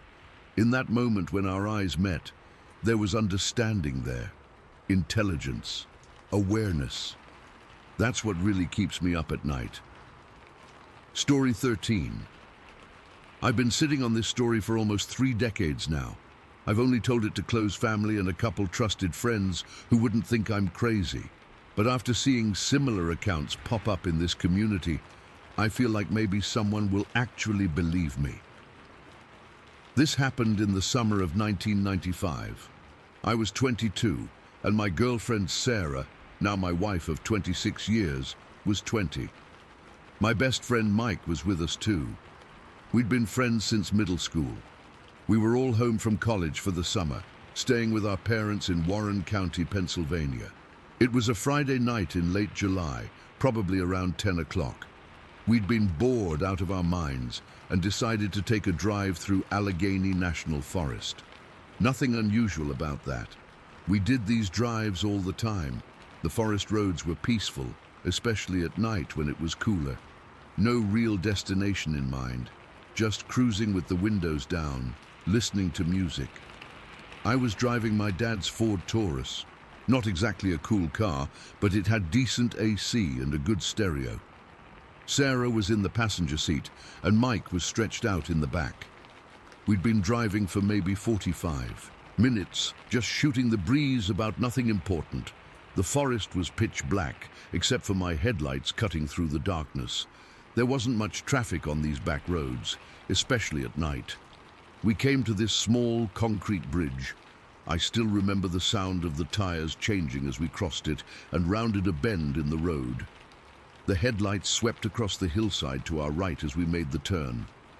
That's when I saw it. About 30 yards away, halfway up a steep embankment, was something. My first thought was bear, but immediately I knew it wasn't. Bears don't crouch like that. This thing was hunched low, with these impossibly long arms hanging down between what looked like knees.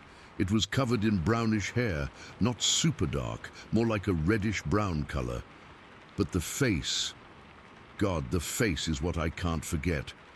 It was almost flat, with these deep-set eyes that caught the light from my headlights. It looked, I don't know how else to say it, it looked aware, like it was thinking, like it knew we were there and was considering us. It wasn't an animal face, not a bear or a deer or anything I'd ever seen in these woods. I didn't say anything. I didn't slam on the brakes. Some instinct just made me keep driving normally, like if I acknowledged what I'd seen, it would somehow make things worse. My hands were sweating on the steering wheel.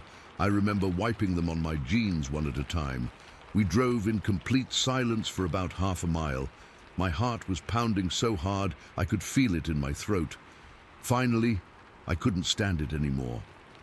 "Did you guys just see something back there?" I asked, trying to sound casual, but my voice came out all tight. Sarah immediately turned to me.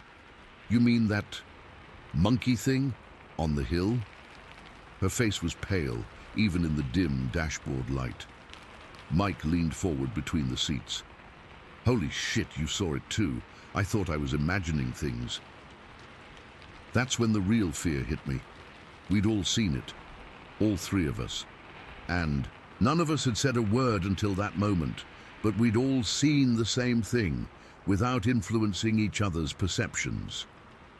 "It wasn't a bear," Sarah said. "Bears don't sit like that."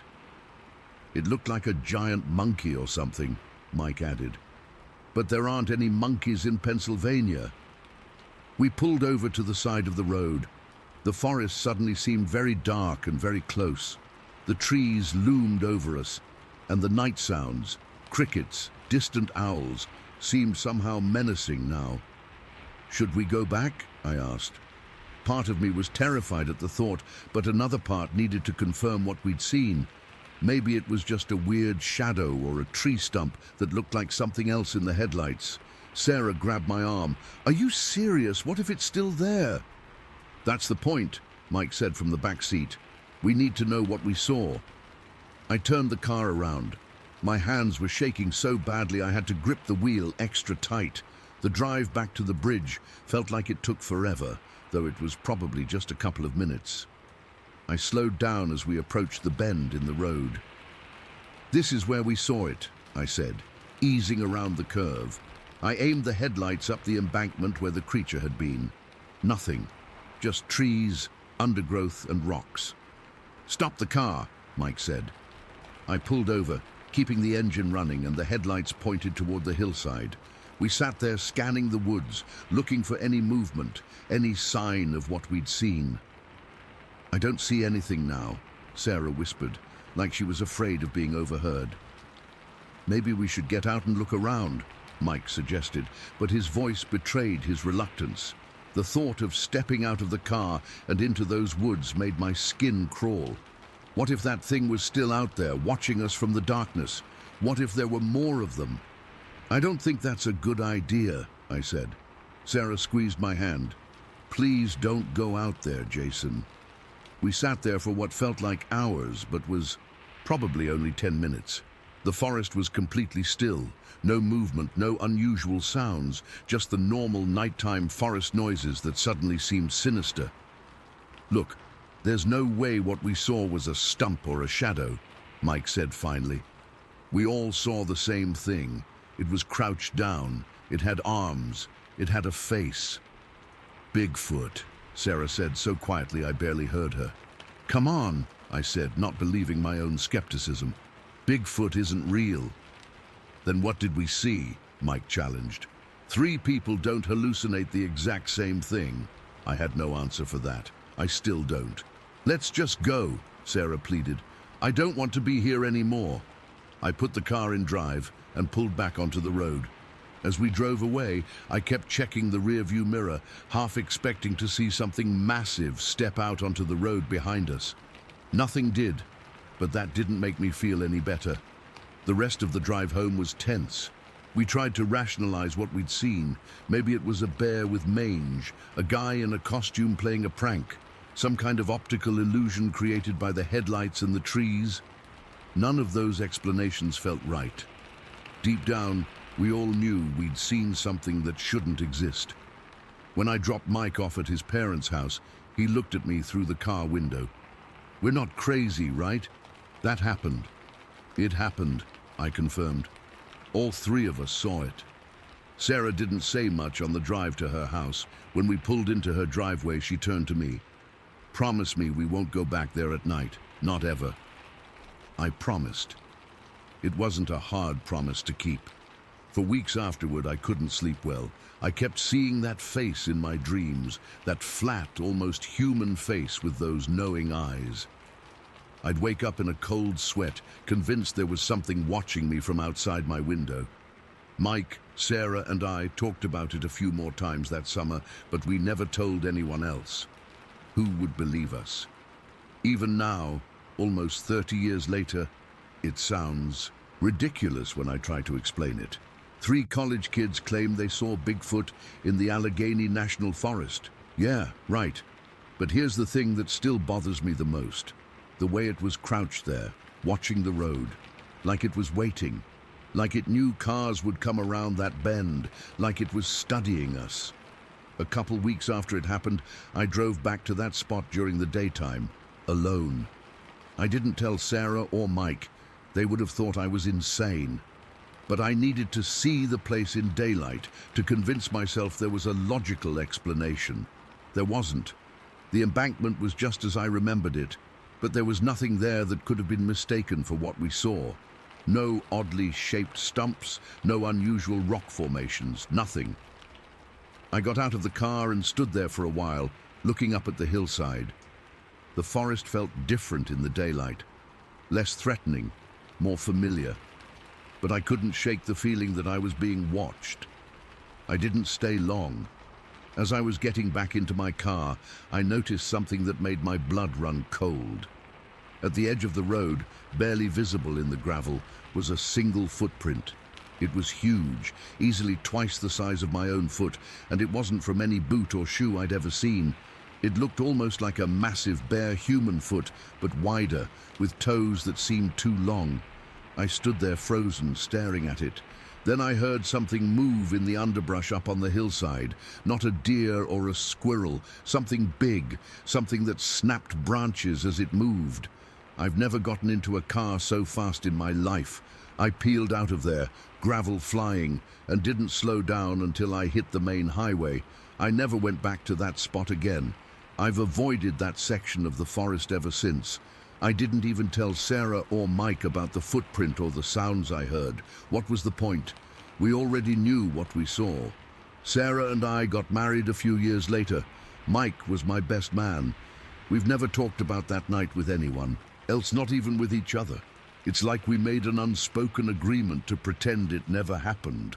But sometimes, when we're up at our cabin in the mountains and the night gets really dark and quiet, I'll catch Sarah staring out into the woods with this tense look on her face. And I know she's thinking about it too. I don't know what we saw that night in the Allegheny National Forest. I don't know if it was a Bigfoot or Sasquatch or whatever you want to call it. All I know is that 3 rational, sober people witnessed the same impossible thing. And nearly 30 years later, I still get chills thinking about it. Sometimes I wonder what would have happened if we'd gotten out of the car that night to investigate. Would we have found it? Would it have found us? I'm glad we'll never know. But I wonder if it's still out there, crouching on that hillside, watching cars go by, studying the people inside, waiting. Story 14. I never thought I'd be writing something like this. 10 years working in forestry across the Pacific Northwest, and I still can't explain what happened to me out there. I'm not some conspiracy theorist or attention seeker. I'm just a guy who spent most of his adult life in the woods and saw something I can't explain. For context, I work 50-hour weeks in some of the most isolated areas you can imagine, from Montana through Idaho and into Washington. I've mapped timber stands where the nearest road is 15 miles away. I've hiked through areas where no human has probably set foot in decades. I know these forests better than I know the streets of my hometown. The first incident happened about 3 years ago. I was doing a standard timber survey in northern Idaho, probably 30 miles from the nearest paved road. It was late September, cool but not cold, and I'd hiked about 8 miles into a particularly dense section of old-growth forest. Around noon, I stopped for lunch on a small ridge overlooking a creek drainage. I was sitting on a fallen log, eating my sandwich and making notes in my survey book when I heard a crack from the dense forest below me. Now, sounds in the forest are normal. Branches fall, animals move around, but this was different. It was deliberate, like something breaking a branch. I paused and looked up, scanning the tree line. That's when I heard a second crack, louder this time, followed by a whooshing sound. Before I could even react, a log, I'd estimate it was about 4 feet long and 6 inches in diameter, came flying up the slope and landed about 10 feet from where I was sitting. My first thought was rockfall, but I was on flat ground on top of a ridge.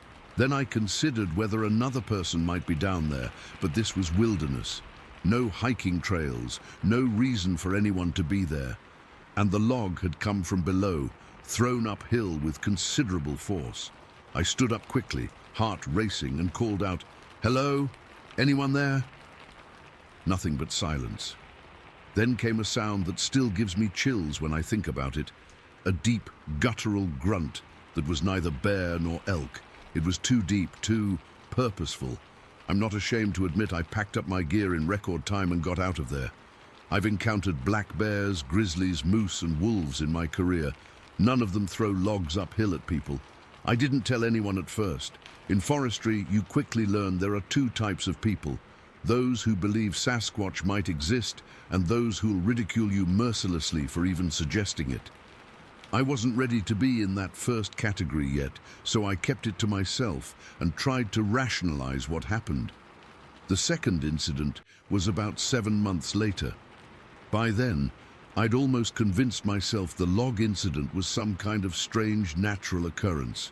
I was doing a 3-day survey in western Montana, camping alone except for my 2 German shepherds.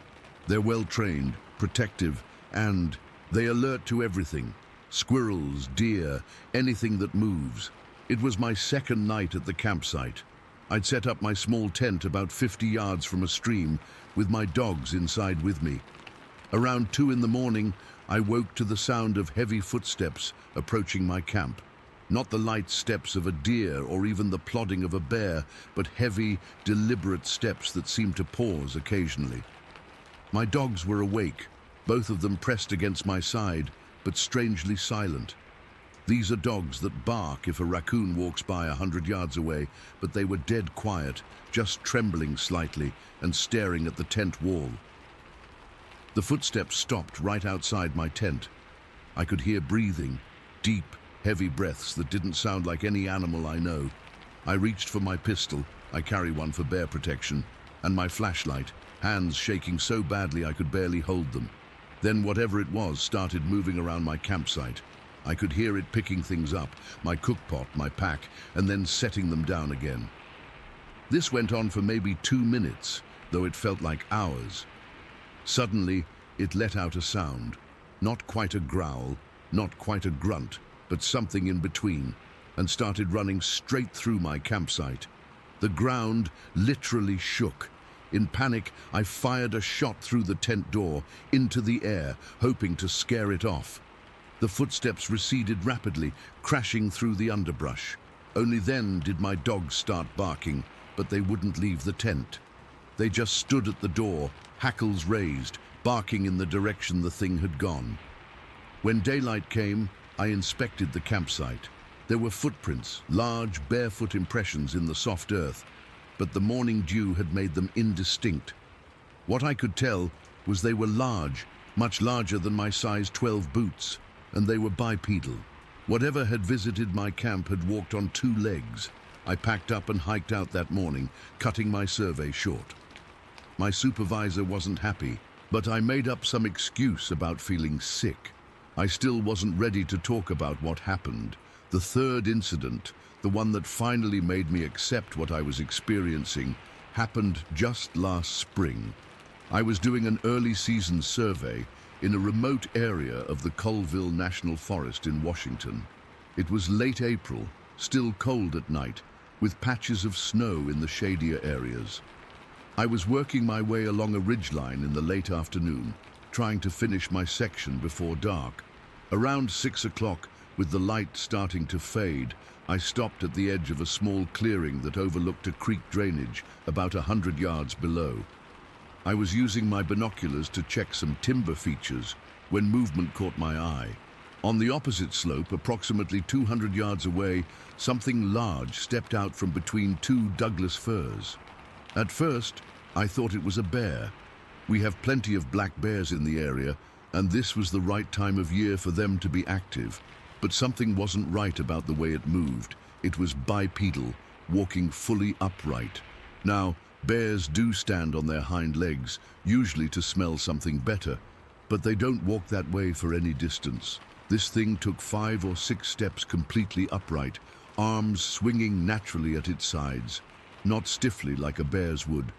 Then it dropped to all 4s, moved a short distance, and stood upright again. The proportions were all wrong for a bear too, longer legs relative to its body, arms that hung lower. It was covered in what appeared to be dark hair or fur, but in the fading light, and at that distance, I couldn't make out details of its face or features. What I could see clearly was its size. Using the trees as reference, this thing had to be at least 7 or 8 feet tall when standing. No bear in the Pacific Northwest gets that tall on its hind legs. I watched, frozen, as it moved along the slope, clearly unaware of my presence. It maintained a purposeful pace, stopping, occasionally to examine something on the ground or reach up to a tree branch. The entire sighting lasted maybe 8 to 10 seconds before it disappeared into thicker timber. My hands were shaking so badly, I dropped my binoculars. I've seen hundreds of bears in my career, black bears and grizzlies. I know how they move, how they behave. This wasn't a bear, it wasn't a moose, it wasn't a person in a costume. Who would be out there miles from any road in an area closed to the public? I stayed perfectly still for at least 30 minutes, partly out of fear, partly hoping it would reappear so I could confirm what I'd seen. It never did. Eventually, with darkness falling, I had to make my way back to my truck, constantly looking over my shoulder and making more noise than necessary to avoid surprising anything in the forest. That night in my hotel room, I finally accepted what I'd been avoiding. I had seen a Sasquatch. 3 encounters in 3 years, each more definitive than the last.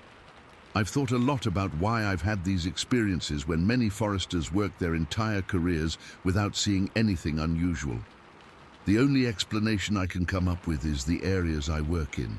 My job takes me to some of the most remote, least visited sections of forest in the Northwest. Places where roads don't go, where hikers don't visit, where the only human presence might be a forester like me once every few decades. I'm still cautious about who I tell. Some of my colleagues have had similar experiences, and we talk about it quietly, away from the skeptics. I don't try to convince anyone anymore. I know what I saw. I still work in the same forests, but I'm more aware now. I listen more carefully. I watch the shadows more closely. And I never, ever camp alone in the deep woods anymore. I don't have photos or footprint casts or fur samples. All I have is what I experienced. 3 encounters that changed everything I thought I knew about the forests I've worked in for a decade. Something is out there in the deep woods of the Pacific Northwest. Something intelligent enough to throw a log at an intruder. Something curious enough to investigate a campsite. Something careful enough to stay hidden from most human eyes. I don't expect anyone to believe me based just on my word, but if you spend enough time in the really remote areas, in the old growth that's never been logged, in the places where even GPS signals struggle to reach, you might find yourself questioning what you know too. Story 15. I still can't explain what happened to us at Misachi Valley last summer. It's been 8 months. And I've spent countless nights replaying everything in my head, searching online for explanations, and questioning my own sanity. I need to get this off my chest, so here goes. My wife Layla and I had been planning this camping trip for months with our friend Tanner. We're all pretty experienced outdoorsy people, not experts by any means, but comfortable enough in the wilderness. We picked Misachi Valley specifically because it was supposed to be quiet and secluded. The campground had around 70 sites, but when we arrived on that Friday afternoon in late June, we were shocked to find only 4 other sites occupied. At first, we thought we'd hit the jackpot, practically having the whole place to ourselves. We set up our campsite at around 3 in the afternoon. The weather was perfect, mid-70s with a light breeze. Our spot was nestled against some dense woods, with a small clearing where we pitched our tent and set up the camping stove. After getting everything organized, we cracked open some beers and started planning our activities for the weekend. Tanner had heard about this beautiful meadow about 1.5 miles from our campsite that would be perfect for watching the sunset. He also mentioned there was a river nearby where we could try kayaking the next day. So around 5 o'clock, we decided to hike over and check it out before dark. The trail was well maintained at first, but as we got deeper into the forest, it narrowed and became less defined. The trees grew thicker around us, blocking out more and more sunlight. It wasn't scary yet, just your typical forest with birds chirping and the occasional rustle of small animals in the underbrush. About 1 mile in, I noticed these weird cotton-like plant fibers floating through the air. They looked almost like dandelion seeds, but larger and fluffier. I'd never seen anything like them before, so I stopped to take a picture with my phone. Layla and Tanner walked a few steps ahead as I framed the shot. That's when it happened. There was this deep, whomp sound from my right, just a few feet into the brush, followed immediately by a loud snap of a branch. I froze. The sound was close, way too close, maybe 10 feet away at most. I looked toward the noise, but the underbrush was too thick to see through. Then came the growl. I'm struggling to describe it accurately because I've never heard anything like it before or since. It wasn't particularly loud, but it was so deep, so low frequency that I felt it more than heard it. It literally resonated in my chest and head, like when you're at a concert and the bass hits so hard you can feel it in your bones. But this wasn't just physical, there was something intelligent behind it, something deliberate. I locked eyes with Tanner, who had stopped dead in his tracks. Layla hadn't heard it at first and was about to ask what was wrong when another growl came, slightly louder this time. Her face went pale. I should mention that I have this irrational fear of bears. Well, maybe not irrational since they can literally kill you, but it's definitely more intense than most people's fear. My heart was hammering so hard I thought it might burst out of my chest. "Let's keep moving," Tanner whispered, trying to sound calm, but failing miserably. "Don't run, just walk."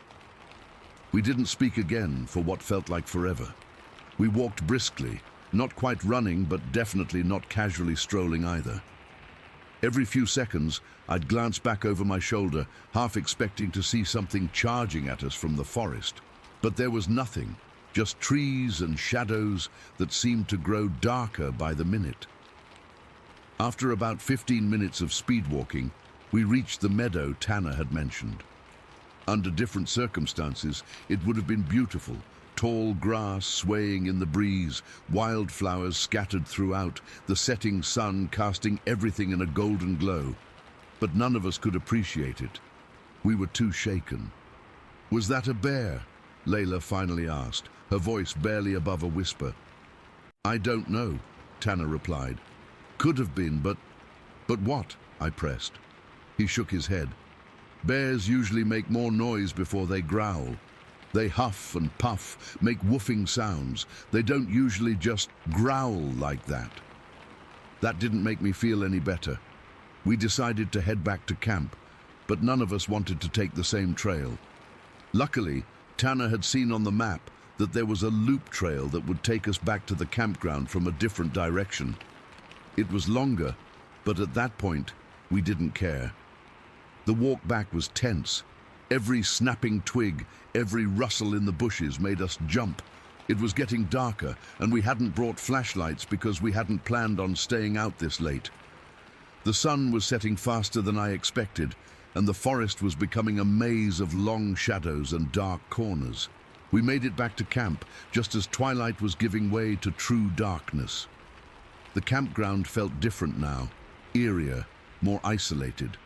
The 4 other occupied sites were spread out far from ours, and from where we stood, we couldn't see any of them through the trees.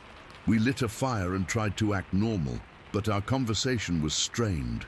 We kept glancing into the darkness beyond, our little circle of light. I'm not sure any of us fully believed it was just a bear anymore. Something about that sound had been wrong. We turned in earlier than planned, all 3 of us cramming into our 4-person tent.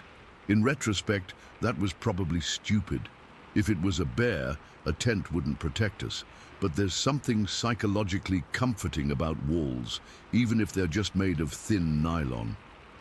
I don't think any of us expected to sleep well, but exhaustion eventually took over. I drifted off sometime around 11, only to be jolted awake at what my phone said was 2:17 in the morning. There were noises outside the tent, snapping branches, rustling leaves, the sound of something heavy moving through the underbrush. It wasn't at our campsite yet, but it was close, maybe 50 yards away. And it was moving around in a way that didn't seem random. It would move, then stop, then move again in a different direction, as if it was circling us. I lay there paralyzed, listening to this thing, whatever it was, methodically patrolling the perimeter of our campsite. I wanted to wake Layla and Tanner, but I was honestly too terrified to move or make a sound. My sleeping bag was pulled up to my chin, and I was clutching it so tightly my knuckles hurt. The sounds continued for what felt like hours, but was probably only 20 minutes or so. Then suddenly, they stopped. The silence that followed was almost worse than the noises had been. At least when I could hear it moving, I knew where it was. Now it could be anywhere. I must have fallen back asleep eventually, because the next thing I knew, it was morning. Sunlight was filtering through the tent fabric, and Tanner and Layla were already awake, talking in hushed tones. "Did you guys hear anything last night?" I asked, sitting up. They exchanged a glance before Tanner nodded. "Around 2-ish. Yeah, we both woke up to it." "Why didn't you wake me?" I demanded. "You were already awake," Layla said. "Your eyes were open, staring at the tent ceiling. We thought you were listening too. That freaked me out more than anything else. I have no memory of being awake and staring at the ceiling, none at all." We got out of the tent cautiously, half expecting to find our campsite destroyed or marked in some way, but everything looked normal, too normal almost, like the events of the previous evening had been a shared hallucination. We made coffee and tried to decide what to do. Tanner wanted to stay. We had paid for 2 nights after all, but I could tell he was uneasy. Layla was on the fence, waiting to see what I thought. And I just wanted to leave. Before making a final decision, I decided to take a walk around the immediate area to see if there were any signs of what had been circling us during the night. I didn't have to go far. 3 campsites away from ours, in the direction of the trail where we'd heard the growl, I found fresh animal scat. Not just a little either. This was a massive pile, still steaming in the morning air. It was nothing like bear scat I'd seen before. It was darker, almost black, and had a smell that made me gag. But the most disturbing thing was that it was directly between our campsite and the trail where we'd heard the growl the day before. Whatever had made that sound was moving closer to us. That was it for me. I marched back to our site and told Layla and Tanner what I'd found. To my relief, they didn't argue. We packed up in record time, barely speaking as we stuffed sleeping bags into stuff sacks and collapsed the tent. The whole time, I couldn't shake the feeling that we were being watched from the forest. As we drove away, I kept checking the rearview mirror, half expecting to see something emerge from the trees behind us. But there was nothing, just the empty road winding through the valley. It wasn't until weeks later, when I was still obsessing over the experience, that I learned something that made my blood run cold. I was researching bear behaviors, trying to convince myself that's what we had encountered, when I came across an article about bear vocalizations. According to multiple wildlife experts, bears rarely growl in the manner we had heard. When they do vocalize, it's usually in a series of huffs, woofs, or clacking teeth, not a sustained low-frequency growl that you can feel in your chest. Whatever was in those woods at Misachi Valley, I don't think it was a bear. I don't know what it was, but I've never felt so instinctively, primally afraid as I did when I heard that sound. It was like some ancient part of my brain recognized a predator that the modern part of me doesn't have a name for. I haven't been camping since. Layla and Tanner have tried to get me to go on other trips, but I always find an excuse. They don't push too hard. I think they feel the same way I do, but aren't ready to admit it. Sometimes at night, when I'm drifting off to sleep, I swear I can still feel that growl vibrating in my chest. And I wonder if whatever made that sound is still out there in Misachi Valley, waiting for someone else to wander down that trail. Story 16. I still can't explain what I saw that night in '83. It's been 40 years, and I've never talked about it publicly until now. I guess enough time has passed that I don't care if people think I'm crazy anymore. It was April of '83, and my buddies Mark and Steve and I were driving back to Madison after spring break in Daytona. We were all juniors at UW, and that Florida trip had been epic. The beaches, the parties, the girls. But man, that drive back was brutal. We'd been rotating drivers, and it was my shift around 2 in the morning when it happened. We were somewhere in North Carolina, on Highway 26 near Hendersonville. The mountains out there make for some intense driving, especially in the middle of the night. Mark and Steve were passed, out in the back of my Chevy Malibu. Mark was snoring like a chainsaw, and Steve was curled up against the door with his badger's cap pulled over his eyes. I had the radio on low. I think it was REO Speedwagon or something, just trying to stay awake. The headlights only illuminated maybe 50 feet ahead on that winding road, and there were no streetlights. Just pitch black beyond that small bubble of light. I remember the temperature gauge on the dashboard was reading around 45 degrees, and I had the heater going because it got cold in those mountains at night. I'd been driving for about 5 hours straight at that point. My eyes were getting heavy, so I cracked the window for some fresh air. The cold rush helped wake me up a bit. I remember checking the rearview mirror to see if either of my buddies was stirring. Nope, still out cold. The road was empty. I hadn't seen another car for at least 20 minutes. I was probably doing around 65, which was pushing it on those curves, but I just wanted to get home. I had a statistics exam on Wednesday I hadn't studied for, and we still had another 15 hours of driving ahead of us. I remember taking a swig from my lukewarm Coke can when it happened. It came from the right side of the road, just appeared out of nowhere. At first I thought it was a kid or maybe a dog. But as soon as my headlights hit it, I knew it wasn't either of those things. This, whatever it was about 4 feet tall, maybe 5 at most, and it darted across the road right in front of my car. The thing moved in this weird, awkward way, kind of hunched over but quick. Its arms swung wildly as it ran, not like a human's would. The movements were jerky, almost mechanical, and it was covered in what looked like brown, shaggy fur or maybe a rough cloth. It's hard to describe even now, but what really stands out in my memory was its head. It was pointed at the top, not round like a person's. I only saw it for maybe 2 seconds, but those details are burned into my brain. It looked like it was wearing something white underneath the brown exterior, and there was this cape-like thing flowing behind it. My first thought, and I know how ridiculous this sounds, was that it looked exactly like those Jawa creatures from Star Wars.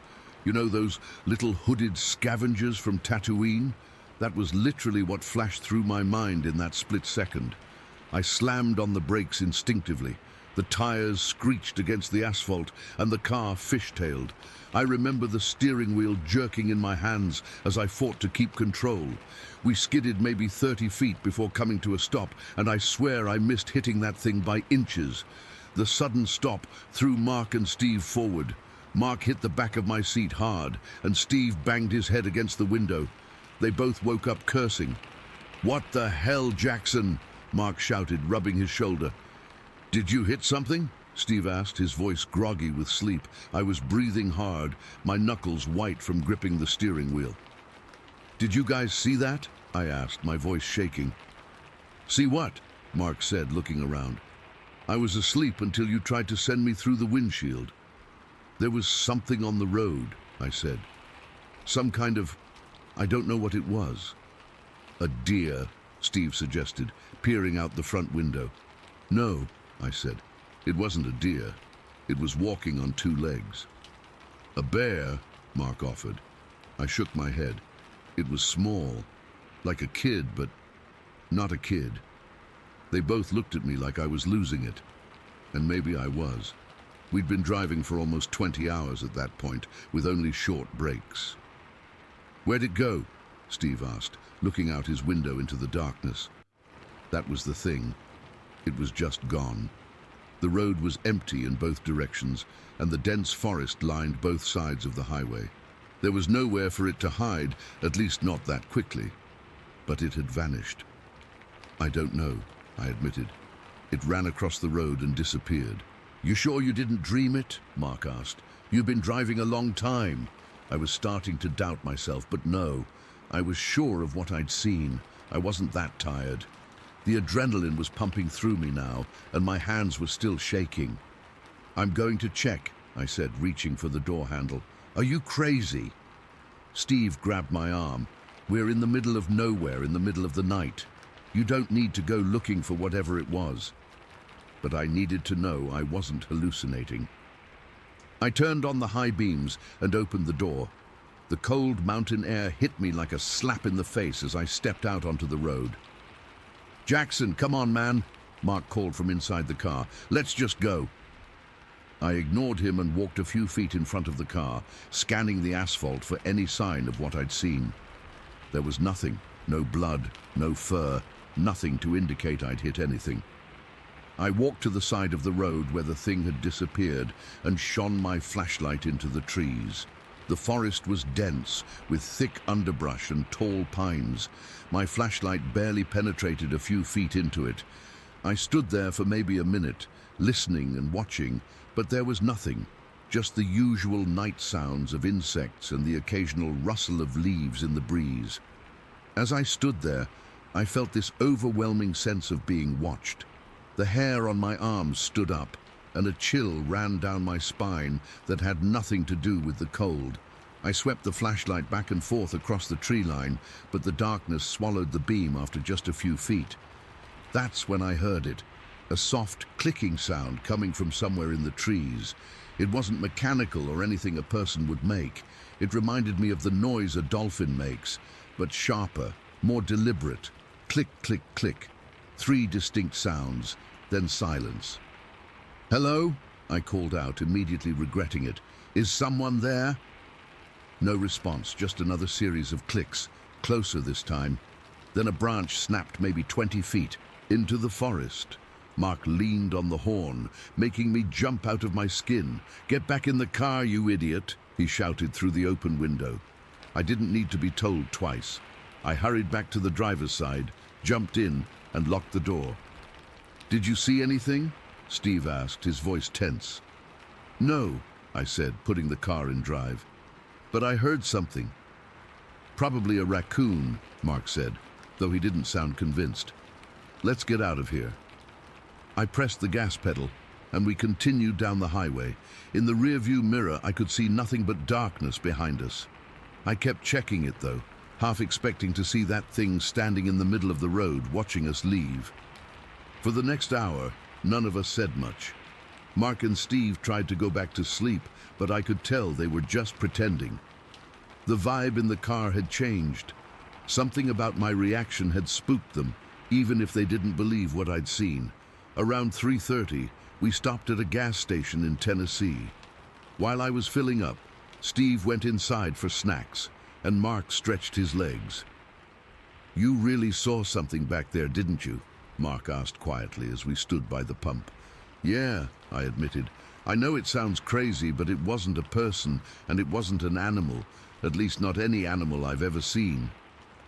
Mark nodded slowly. "My uncle works for the Forest Service in Washington State. He's told me stories about things in the woods that don't make sense. Things the rangers talk about but never report officially." "What kind of things?" I asked. He shrugged. "Just weird sightings. Unexplainable stuff. He said the mountains have their own rules." Steve came back with 3 coffees and a bag of chips. "We should get going. I'll drive the next stretch." I was relieved to hand over the keys. As we pulled back onto the interstate, I couldn't stop thinking about what I'd seen. The pointed head, the shaggy brown covering, the way it moved. So alien, yet somehow purposeful. And those clicks in the forest. What was that? I must have eventually fallen asleep, because the next thing I knew, it was morning and we were somewhere in Kentucky. The daylight made the whole encounter seem distant, like a bad dream. But I knew it wasn't. I know what I saw. We made it back to Madison late that night. I never told anyone else about it until now. What would be the point? I had no proof, just a weird story that made me sound like I was hallucinating from sleep deprivation. Over the years, I've done some research, looking into strange sightings in the North Carolina mountains. There are actually quite a few reports of small, humanoid creatures in that area, though nothing that exactly matches what I saw. Some people talk about the Brown Mountain lights, strange orbs that appear over Brown Mountain, not far from where we were that night. Others mention folklore about little people in Cherokee legends. But nothing really explains what darted in front of my car that night or what made those clicking sounds in the forest. I've driven through those mountains several times since then, always in daylight, always with a sense of unease. I've never seen anything like it again, and part of me hopes I never will. But another part of me wishes I'd gotten a better look, or that Mark and Steve had been awake to see it too, just to confirm I wasn't going crazy. Mark passed away in 2005, cancer, and Steve and I lost touch after college.